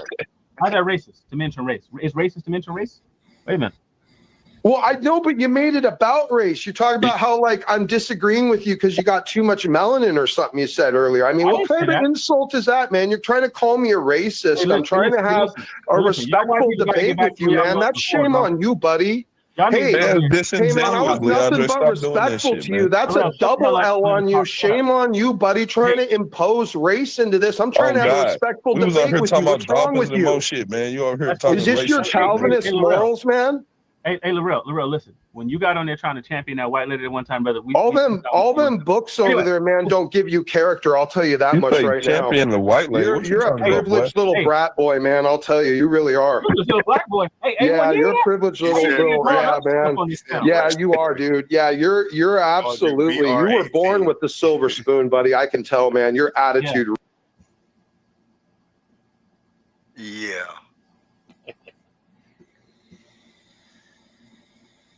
Reeks of it, dude. You haven't had to work for anything in your life. And his spirit of discernment is on point because he's saying the same shit I just said about your ass. Hey, So peace, y'all. Peace, y'all. Peace, y'all. Shalom. Hey, Laurel, I haven't catch you in traffic. It's gonna be a misunderstanding, bro. Leandre, this brother Emmanuel. You know, man, I wanted to be respectful, like, but seriously, if you want to throw down and just throw garbage, man, hey, I'll get deep with it. Go ahead. You want to call me an idiot? I'll show you wide in front of everyone, man. You want to throw down that way? Yeah, get him, cuz. Go ahead, do it. Hey, I bet you won't. That's what I'm saying, man. Your attitude and stuff, all this knowledge, all this money spent on your books, and you can't have a teacher's attitude. Why don't you go read Ephesians? Why don't you go hold to something deeper than just your Calvinistic blood sport, man? I tried to have a real honest conversation with you. You were condescending, insulting. That's true. I tried to give you respect of your position and your claim to credentials and your points. Claim to credentials. And you made it about race, man. Your character is garbage. What are you going to teach, man? Were you going to fashion yourself a teacher and teach your students this way? Yes. What the hell are all? Let me tell you something. Why don't you go read 1 Corinthians 13? See, because all your credentials, all your books, all your learning, it don't mean shit if you don't got love. Laurel, and you're a condescending, absolutely pompous little prick, dude. You really are. Damn, he said the exact same fucking words I said to you. You a pompous little prick. That's the same shit I said to you. And privileged, too. With silver spoon in my mouth. Hey, we know listen. Whenever you're done with your white whining, okay, we'll just do something else. It's about race, man. It's about race again. Well, I'm white. He might be into red wine, man. Stop dude, this really. shit. No one. I hope any church that would ever hire. Now it's a dumpster fire. Yeah. And I would argue the rhetoric directed it that way on both sides. No offense. Yeah, I mean, you kind of just get what you can out of this, extract what you can. They're not really getting to the heart of the argument, but at this point, it's a guided dumpster fire, though. Well, he's the guy on the bottom is outing himself as a racist. Unfortunately, yes, he is. He's showing that. And I think that point is being made by more than one person there. And Smokey is just using that to his advantage and applying that towards his argument, saying, look, this is the only play that you've got. And I think this displays your weakness. He's got some, it sounds like they're black dudes agreeing with Smokey about this dude. So they're definitely agreeing with him. So, and Smokey's pulling all that together to minimize this other dude. And this is I think, a fair way to do it, because it's not a lie. It's true. The guy was using race all the way through his argument. Yeah, and it was every time he was stuck. I agree, and that was hats off to Smokey for calling him out on that, cornering him on that. Yes, and hats off to the brothers there agreeing with him. It's still a distraction, though, isn't it? Because even if you prove he's a racist, which is not in his favor, he still escapes being wrong about his argument, which is more devastating, likely, than being a racist. Your whole worldview collapses. So, but all of this is happening in front of an audience, right? Yeah, and then it becomes about both of their character rather than the argument. Yeah, right. But that's favorable to the one losing the argument to go there, right? Yeah, exactly. He preferred to have his character degraded than to lose a fundamental argument about his view of reality. What he doesn't realize is this just nails down his loss. That's all it does. It emphasizes his loss, in my opinion. Makes it more apparent that he lost. Yeah. I think that this gained. Well, look. You have more than one black person on here that's agreeing with Smokey that this guy made it about race, and he made it about race when he was in trouble. And so he's surely not the only person in the audience there that's seeing this. I would think there would be a lot of people in the audience seeing this about now. And so all of this is Well, it's a win for Smokey's side, in my opinion, because it's going to look like a win to everybody else that sees this. Well, yeah, well, and if, you can throw a lot of things into that race thing. Here he is. He's a champion for Calvinism. Calvinism is what justified slavery in the American South. Yeah. We're the elect. They're not. Here's some race stuff for you, boss. Boy, ain't that some? That's the truth. No, that would be an interesting addition. Yeah. Yeah. See, that's he's defending the very thing that, I don't know. That's opening up another discussion. I try not to. But that's the point. Calvinism was used to justify slavery in the American South. And the Aboriginals. Absolutely. In Australia, absolutely. Yes, sir. We're the elect. They are not. You probably know about this, JG. After in the 1800s, the late 1800s, there were hunting parties that would go over to Australia and hunt the Aboriginals and bring them back, put their heads on display. They would boil their skulls to send back, yes.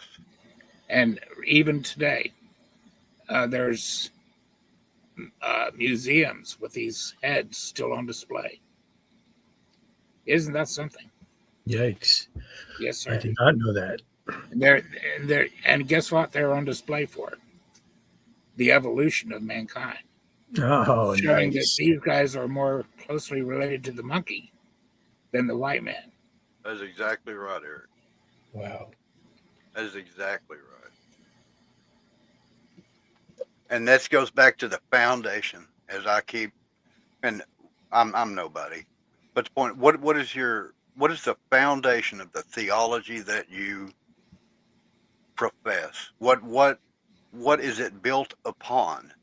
And if it is built upon evil, it can't be good by the very nature of it. Save a lot of time. Save a lot of time taking that route than day after day arguing interpretations of scripture, right? Because that's an endless game.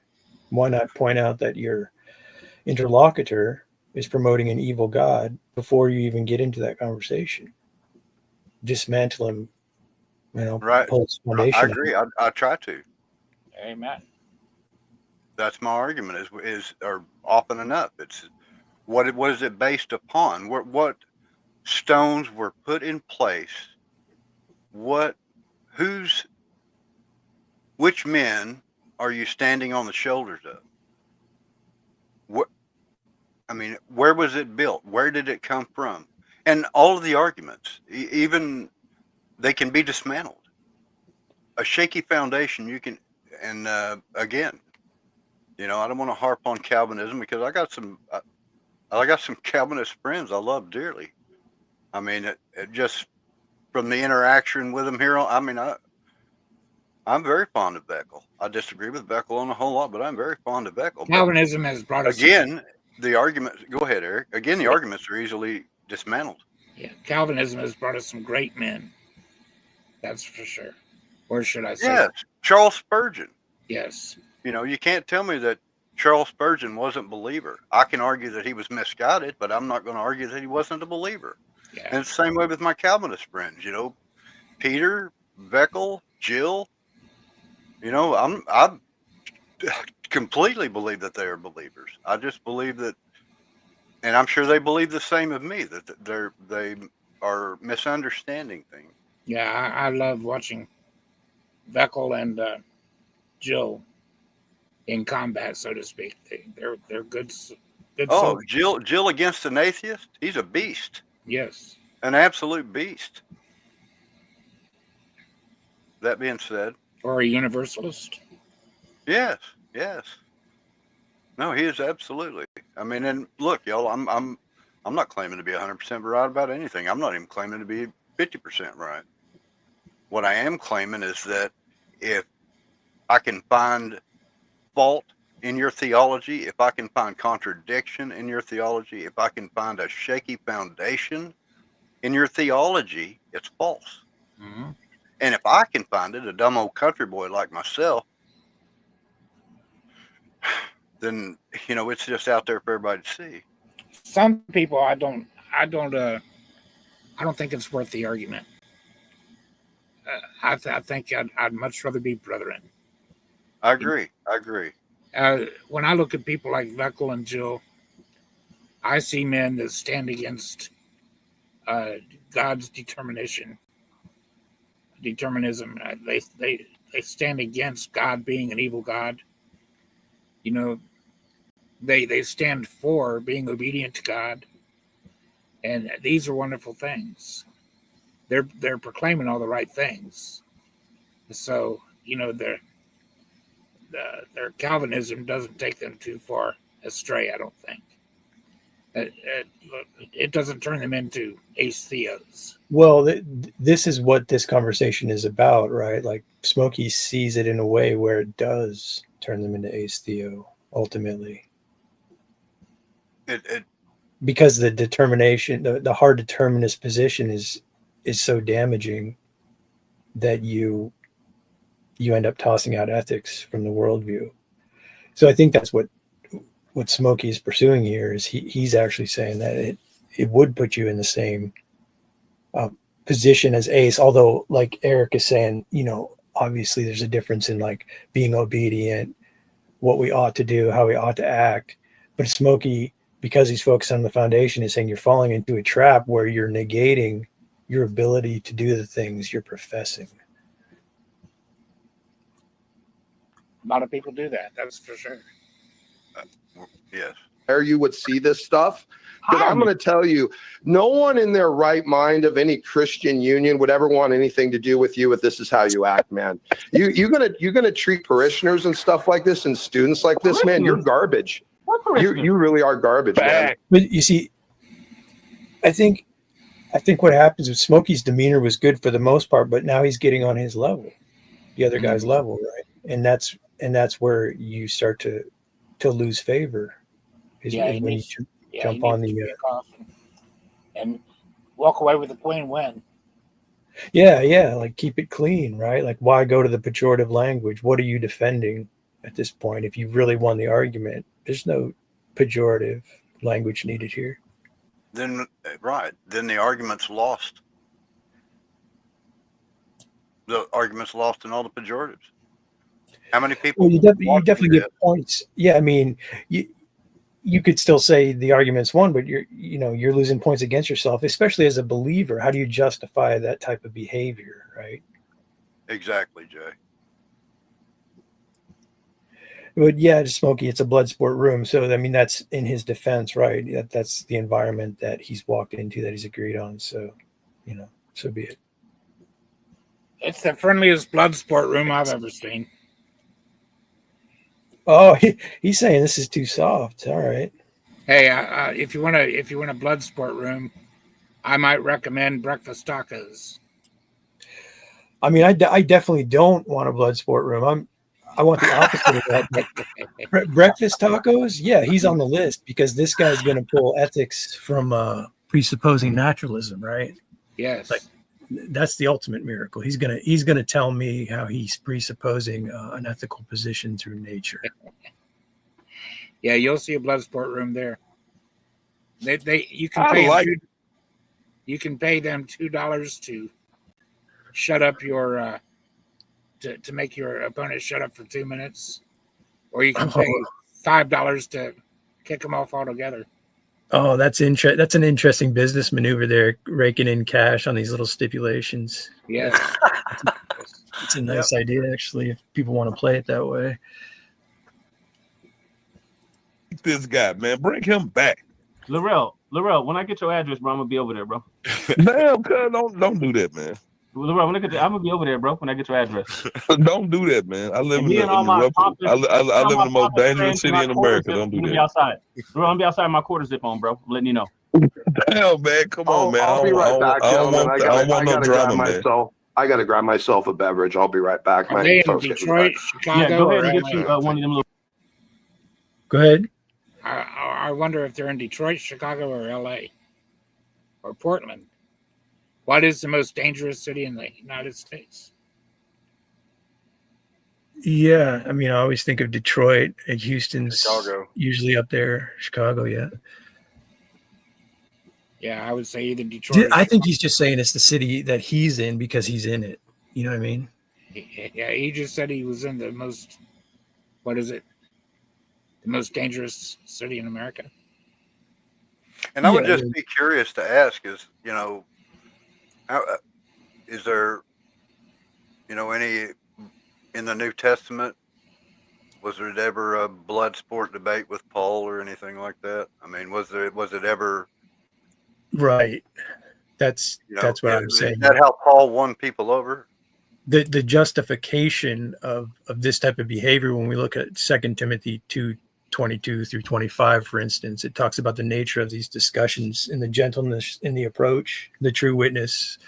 Like, this is not something you can ram into somebody, although it can be argued that technique is manageable. I don't think you can justify this with the scriptures, ultimately, a blood sport type of atmosphere, but that's why, Jamie, I didn't know you could look like a new nickel. Yeah. What's this guy doing? You getting ready to go to an event? I'm going to church. What are you doing? Oh, nice. Oh, yeah, but you know what? Congratulations, man. I've been following your stuff here and there with you and Terry. Yeah. It's adorable, man. That's great. Hear that, babe? She didn't hear nothing. What? She's Congratulations, Jamie. Thank you. Surely, brother. Congratulations, Terry. I'm guessing my donating to your dowry that time helped. Heck yeah. Got that. Yeah, we a lot of people helped. Well, what are you getting all deaded up for? We're going to church on Sunday. Yeah. We're going to the Baptist church downtown here. So. Oh, cool. All right. Let each be convinced in his own mind. Cross them over to the other side. Do you have anything that you wanted to weigh in on here, Jamie, at the moment? Well, regarding the Calvinist thing, I don't know why more people don't use this verse, but I put it in in an argument forum on my community page recently. I think it's really basic. It's like, look, in Deuteronomy 30, in particular, starting in verse 11. I think I have it pulled up. Let me read it. Part of it. It's just like, it couldn't be more clear. Paul quotes it in the ironic thing is Paul quotes it in the section the Calvinists use to try to say God determines people's destiny before they're born individually, which I don't think that's what it's talking about. But when you go to verse 11, look what it says here. It says, "This is the commandment which I give you today. It's not too mysterious for you, nor is it far off. It's not in heaven that you should." So God's like saying, you guys don't say stuff like this. He's saying you can obey my commands. I'm laying before you obedience and disobedience. And he's like, don't say this. Who will ascend into heaven for us to bring it to us that we may hear it and do it? He's saying, you guys are going to say stuff like that, but don't do it because it's not true. And he says, nor is it beyond the sea that you should say, who will go over the sea and bring it to us so that we may hear it and do it? So this is like, to me, this is like God saying, so you guys are going to make up total depravity. And then you're going to say it's impossible. You can't keep it. And then you're going to blame God for determining that you can't keep it. When right here, God's speaking. He says, don't make up these kinds of excuses. Then he says, the word is near you, in your mouth and in your heart, that you may do it. Now, here's the key point. He gives them options. He says, you're going to make up excuses like this, but they're not true. Then he commands them to do the thing that he says they can do. But guess what? They don't do it, do they? They disobey what God tells them to not make excuses for, which they can do. He even quotes some types of stuff people are going to say about it. And he's going to say that's false. You can, and I want you to, and I command you to. But so he commands them to, he tells them they can, tells them not to make excuses. Then they don't do it. And then the Calvinist tells us you can't do it. It's impossible because God determined it. That is directly going against what God's speaking right here to the people. And then, of course, the next thing that someone might do is say, oh, are you saying you can save yourself by obedience? I didn't say that. I'm just telling you what God says in the text. It's God speaking. And so, get out of here with that stuff. Yeah, they want to jump into a different subject suddenly, but they also would take the route of like, well, I hear what you're pointing out, but God locks us all up in stubbornness too, right? They want to lump that in there. Well, I mean, look, God knew that they weren't going to obey. It goes on to Moses tells them, you stick-necked people. And of course, their stubbornness is what gets Jesus crucified ultimately. And this is pulled in to the New Testament, generally speaking, but some of them did hear God and some of them did listen and learn, John 5 and John 6. So they were able to recognize Jesus as the Messiah because they had the love of God in them. But I'm like, all that is ambiguous to like, what's the Ordo Salutis? Does God have to regenerate you before you believe? That's not in the text. God says you have to humble yourself to receive what he's offering. And so is that saving yourself? No. Just like, I mean, like you want to take a couple comments? God has offered a way that's initiated first, of course, right? And we obviously need God's help, of course. You can't do it without God. No one's saying that.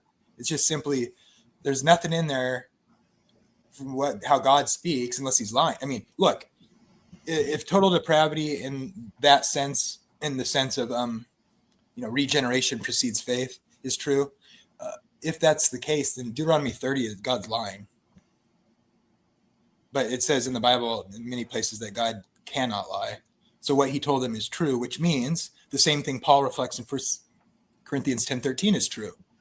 God offers a way of escape that you can bear it. Why? What does that say? It's saying, look, especially for believers in particular there, when you're tempted, it's not impossible for you to resist through the power of the Holy Spirit. And so it's always true that you could have and should have sought God in any circumstance. Of course, we don't. We have provision for that. But if Paul thought, you couldn't obey, it's impossible, and every time you disobey, it was God's determining, then he never would have written that verse. But that verse reflects what he's quoting in Romans as well, which is Deuteronomy 30. He never would have commanded us to do anything. Yeah. God basically begs them to obey. He indicates that he wants them to. He makes sure they know that if they try to make up excuses that it's not possible for them to do it, to not do that. And then he gives examples of the kinds of things they might say which aren't true. And he basically begs them to do it. And guess what? They don't. And he commanded it. He made a decree that they should obey. But he never would have said, choose ye this day whom you're going to serve. Never would have said. When you ask a determinist, when is the right time to disobey God when is it the right time to disobey God? The answer would be when God has me disobey him. That would be the reality. That would be that answer. Yes. You know what else? The idea of sinning, as we all know, is the idea of missing the mark. But if God determines all things that come to pass to every detail, or he's not sovereign, then every time you sin, you would be actually hitting the mark, wouldn't you? Because it'd be exactly as God determined everything to be. Right. Different. That just defies the very text definition of what's going on there. Disobedience, rebellion are thwarting God's will, even though God uses that to accomplish the things he has determined. That doesn't mean individual people in every circumstance are determined to do exactly what they do. That defies the concept of God lamenting over people being disobedient and asking them to obey and telling them that they can. Yes. Good points. I like that, because when you going into the idea of missing the mark, it's just another example of you throw that out. There is no such thing as that concept, because you're fully determined. So that can't even be a thing. It's just another great example. I kind of like, so I don't think, I know Joe told me he doesn't think I'm a Christian recently, but which is funny to me. But the reality is that I think ultimately the Reformation, which developed this theology more fully, they were opposing something that had gone astray in the church, in the Roman church in the West, right? So I think as they were trying to counteract some of the things of bondage they were putting people under, Luther's epiphany, which is true, the just shall live by faith, not by sacramentalism or, under the authority of the church without having the truth of God's word available and all that sort of thing. And I think that just got developed and it just got off track a little bit. And then it took it too far because, you can read all sorts of different Calvinists and they're less or more deterministic, but then the more deterministic ones show that those guys are less consistent. And it takes it so far that you have the problems that we're talking about, which is the only way to make sense of the underlying tulip concepts that ultimately end up making men ultimately not really responsible in the way the Bible seems to describe it. The verse I gave, I think, is probably one of the best ones because, you can deal with choosing verses because, you choose, but God determined which one you'll choose. But the heart of God in Deuteronomy 30, all the things he says to them in the way that he does, just indicate clearly that alternative possibilities are real options in the concept of, I would say the greater theodicy of the Bible. It goes back to Adam and Eve. Did God determine that they fall? The text does not suggest that at all. God's constantly intervening to try to help people, did God determine Cain and Abel to, Cain to kill Abel? No, he stepped in before he did it and told him, look, sin's crouching at your door. You're going to go the wrong way. Are we saying God didn't know what was going to happen? I think he did, obviously, but, is he sincere when he steps in to try to show people what's going on? God's foreknowledge does not necessitate him determining everything. That's just not what the authors are saying. Yeah, I put up Isaiah 55, 8 and 9 there. It comes to mind. People try to say that, argue for determinism, right?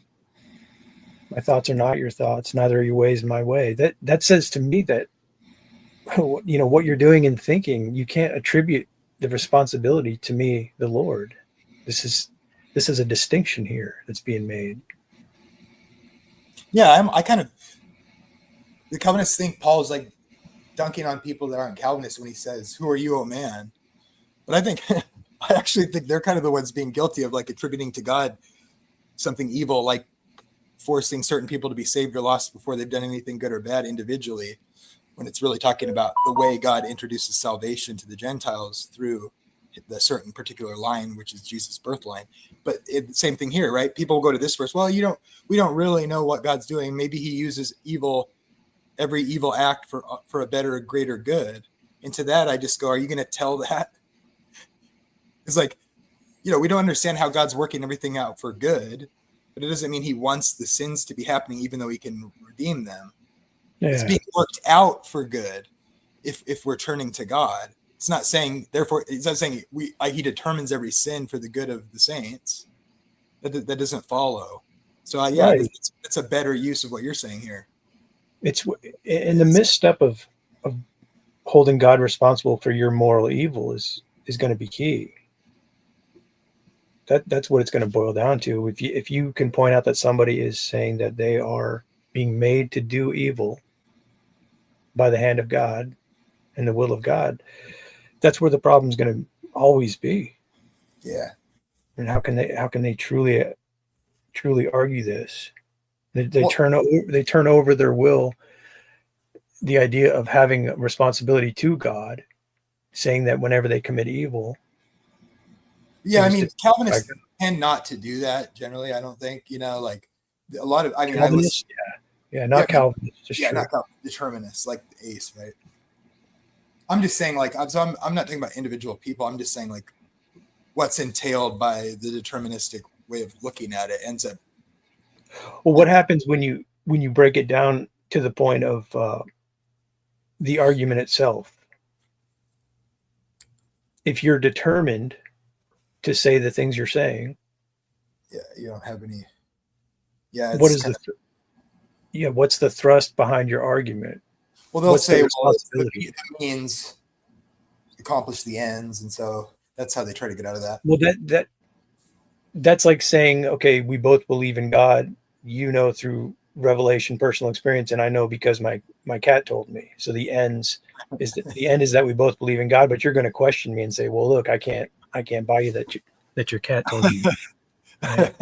That's the nature of philosophy. You want to know what's prior to the claims being made, how they got there, the steps along the way. Yeah. Before I go, I'll just make one more point that I think makes so much sense to me.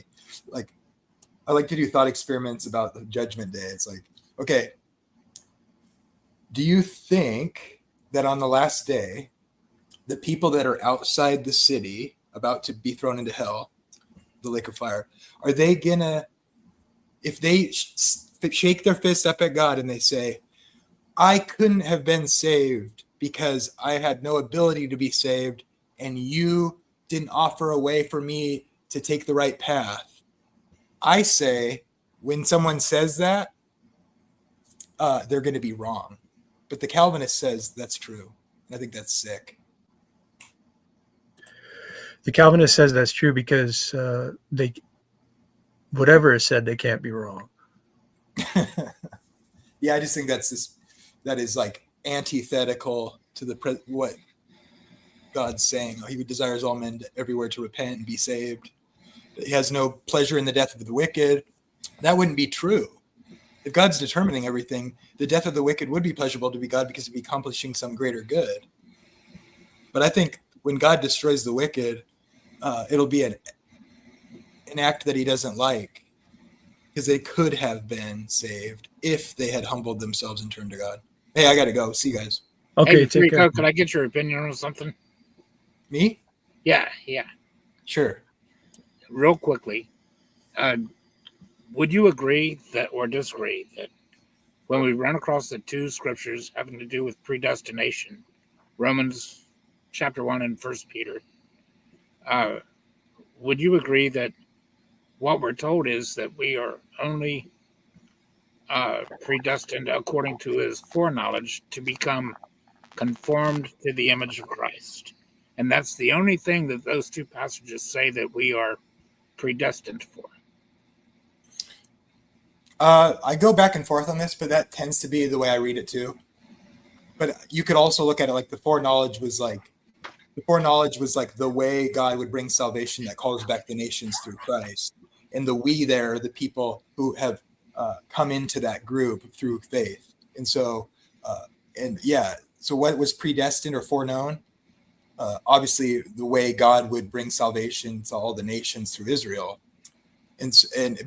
Or you could say it's simply saying what was predestined is the outcome for those who are part of it. It's not really speaking. Certainly, don't think it's speaking about, God decided whether individuals would be a part of that group before they did anything good or bad. I don't think it's saying that at all. But it is corporate. It's corporate in that sense. And people will be like, well, corporate's still individuals. No, that's not the point. It's the way. You could also say the way God would bring salvation was what was predestined. And the outcome of being part of that group is predestined. Everybody who does that's saved. It's really not that complicated. So Christ was predestined then too, you're saying? Right. It fluctuates in the pronouns there between the plural and the singular. It talks about Jesus, individual, and then it talks about plural, the believing persons that are in the covenant. And so you could argue all kinds of ways that, well, Christ is like the head, and so it's speaking about those in him, but he is the elect one ultimately. That's a way I think like Ben Witherington III has argued from his Wesleyan position, which I would recommend. Well, but it does say he was slain from the foundation of the world. That would be the lamb would be slain to redeem humans, Yes. So that would be what you're talking about. I think. Yeah. Peace out, guys. All right, later. Take care. I'm gonna have to get going pretty soon here too, guys. We can keep this playing if you want. Okay. if everybody's going to go, I'll go when y'all are ready, whenever that is. Okay. I've actually got to get some chores too. So Yeah, actually, I guess. Yeah, I'll just go ahead and call it. So, thanks for coming on, guys. Thanks for having me. Yeah, thank you very much for letting me up here, brother. Well, cool. I'd like to do some more of these, so I hope to see you guys again if you're around. Yeah, I would love to go over some of this, some that you've done recently too, like the preterist becoming a universalist or what. I would love to do that with you sometime. Okay. Oh, yeah, I thoroughly love this stuff. My thing is always just time to sit down. Yeah. But I do thoroughly love these discussions very much. And I look forward to seeing you later, Brother Timothy. Oh, yes, sir. Yes, sir. Well, you guys are on tonight? Yeah. And then sometime in the near future, I want to do a Bible study on the earthquakes of Revelation.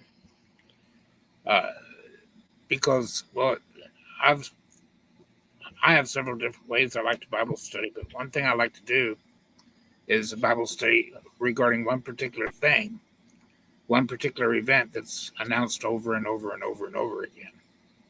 So then you can get descriptions of everything that's going on at that time, and you can draw a beautiful picture of how dramatic and, well, what a mess everything, an order of things that are happening, how all of these things happen all at once towards the end there. I think when we see what the earthquakes are going to be bringing along with it, it draws a beautiful picture. It really does. It's scary as can be, but it's a very wide picture of things that are going to be happening all at the same time. So sounds like an interesting Bible study for sure. Yeah. One thing that I'll check in with you guys tonight. Okay. Yeah, I think I didn't realize. I love your title, by the way, Eric. You put on that made my wife laugh. Yeah. We're doing another one tonight, though. Yeah, I think tonight's going to lean into what we were just talking about here, because I think it's really important we talk more about apologetics and go back to the parable of the sower, Eric. Yes. Because so much of this, I lately I've been seeing a lot where it's God wants you to stay dumb. This is the message that I'm getting from it, that it has to be sown in your heart, and that's good enough. Well, The parable of sower tells us that's absolutely not true. That's a fact. And I've been seeing a lot of that lately. It's like just believe and stay ignorant. And look, I don't want to get started on it, but this evening I think that if Eric's good with that, I think that's what we're going to lean into, Jay, is kind of going along with what we've been discussing here. Yes, sir. I'm looking forward to it. That's cool. All right, guys. Well, God bless, and Thank you, Jay. I'll talk to you soon. God bless you, brother. Take care. You too.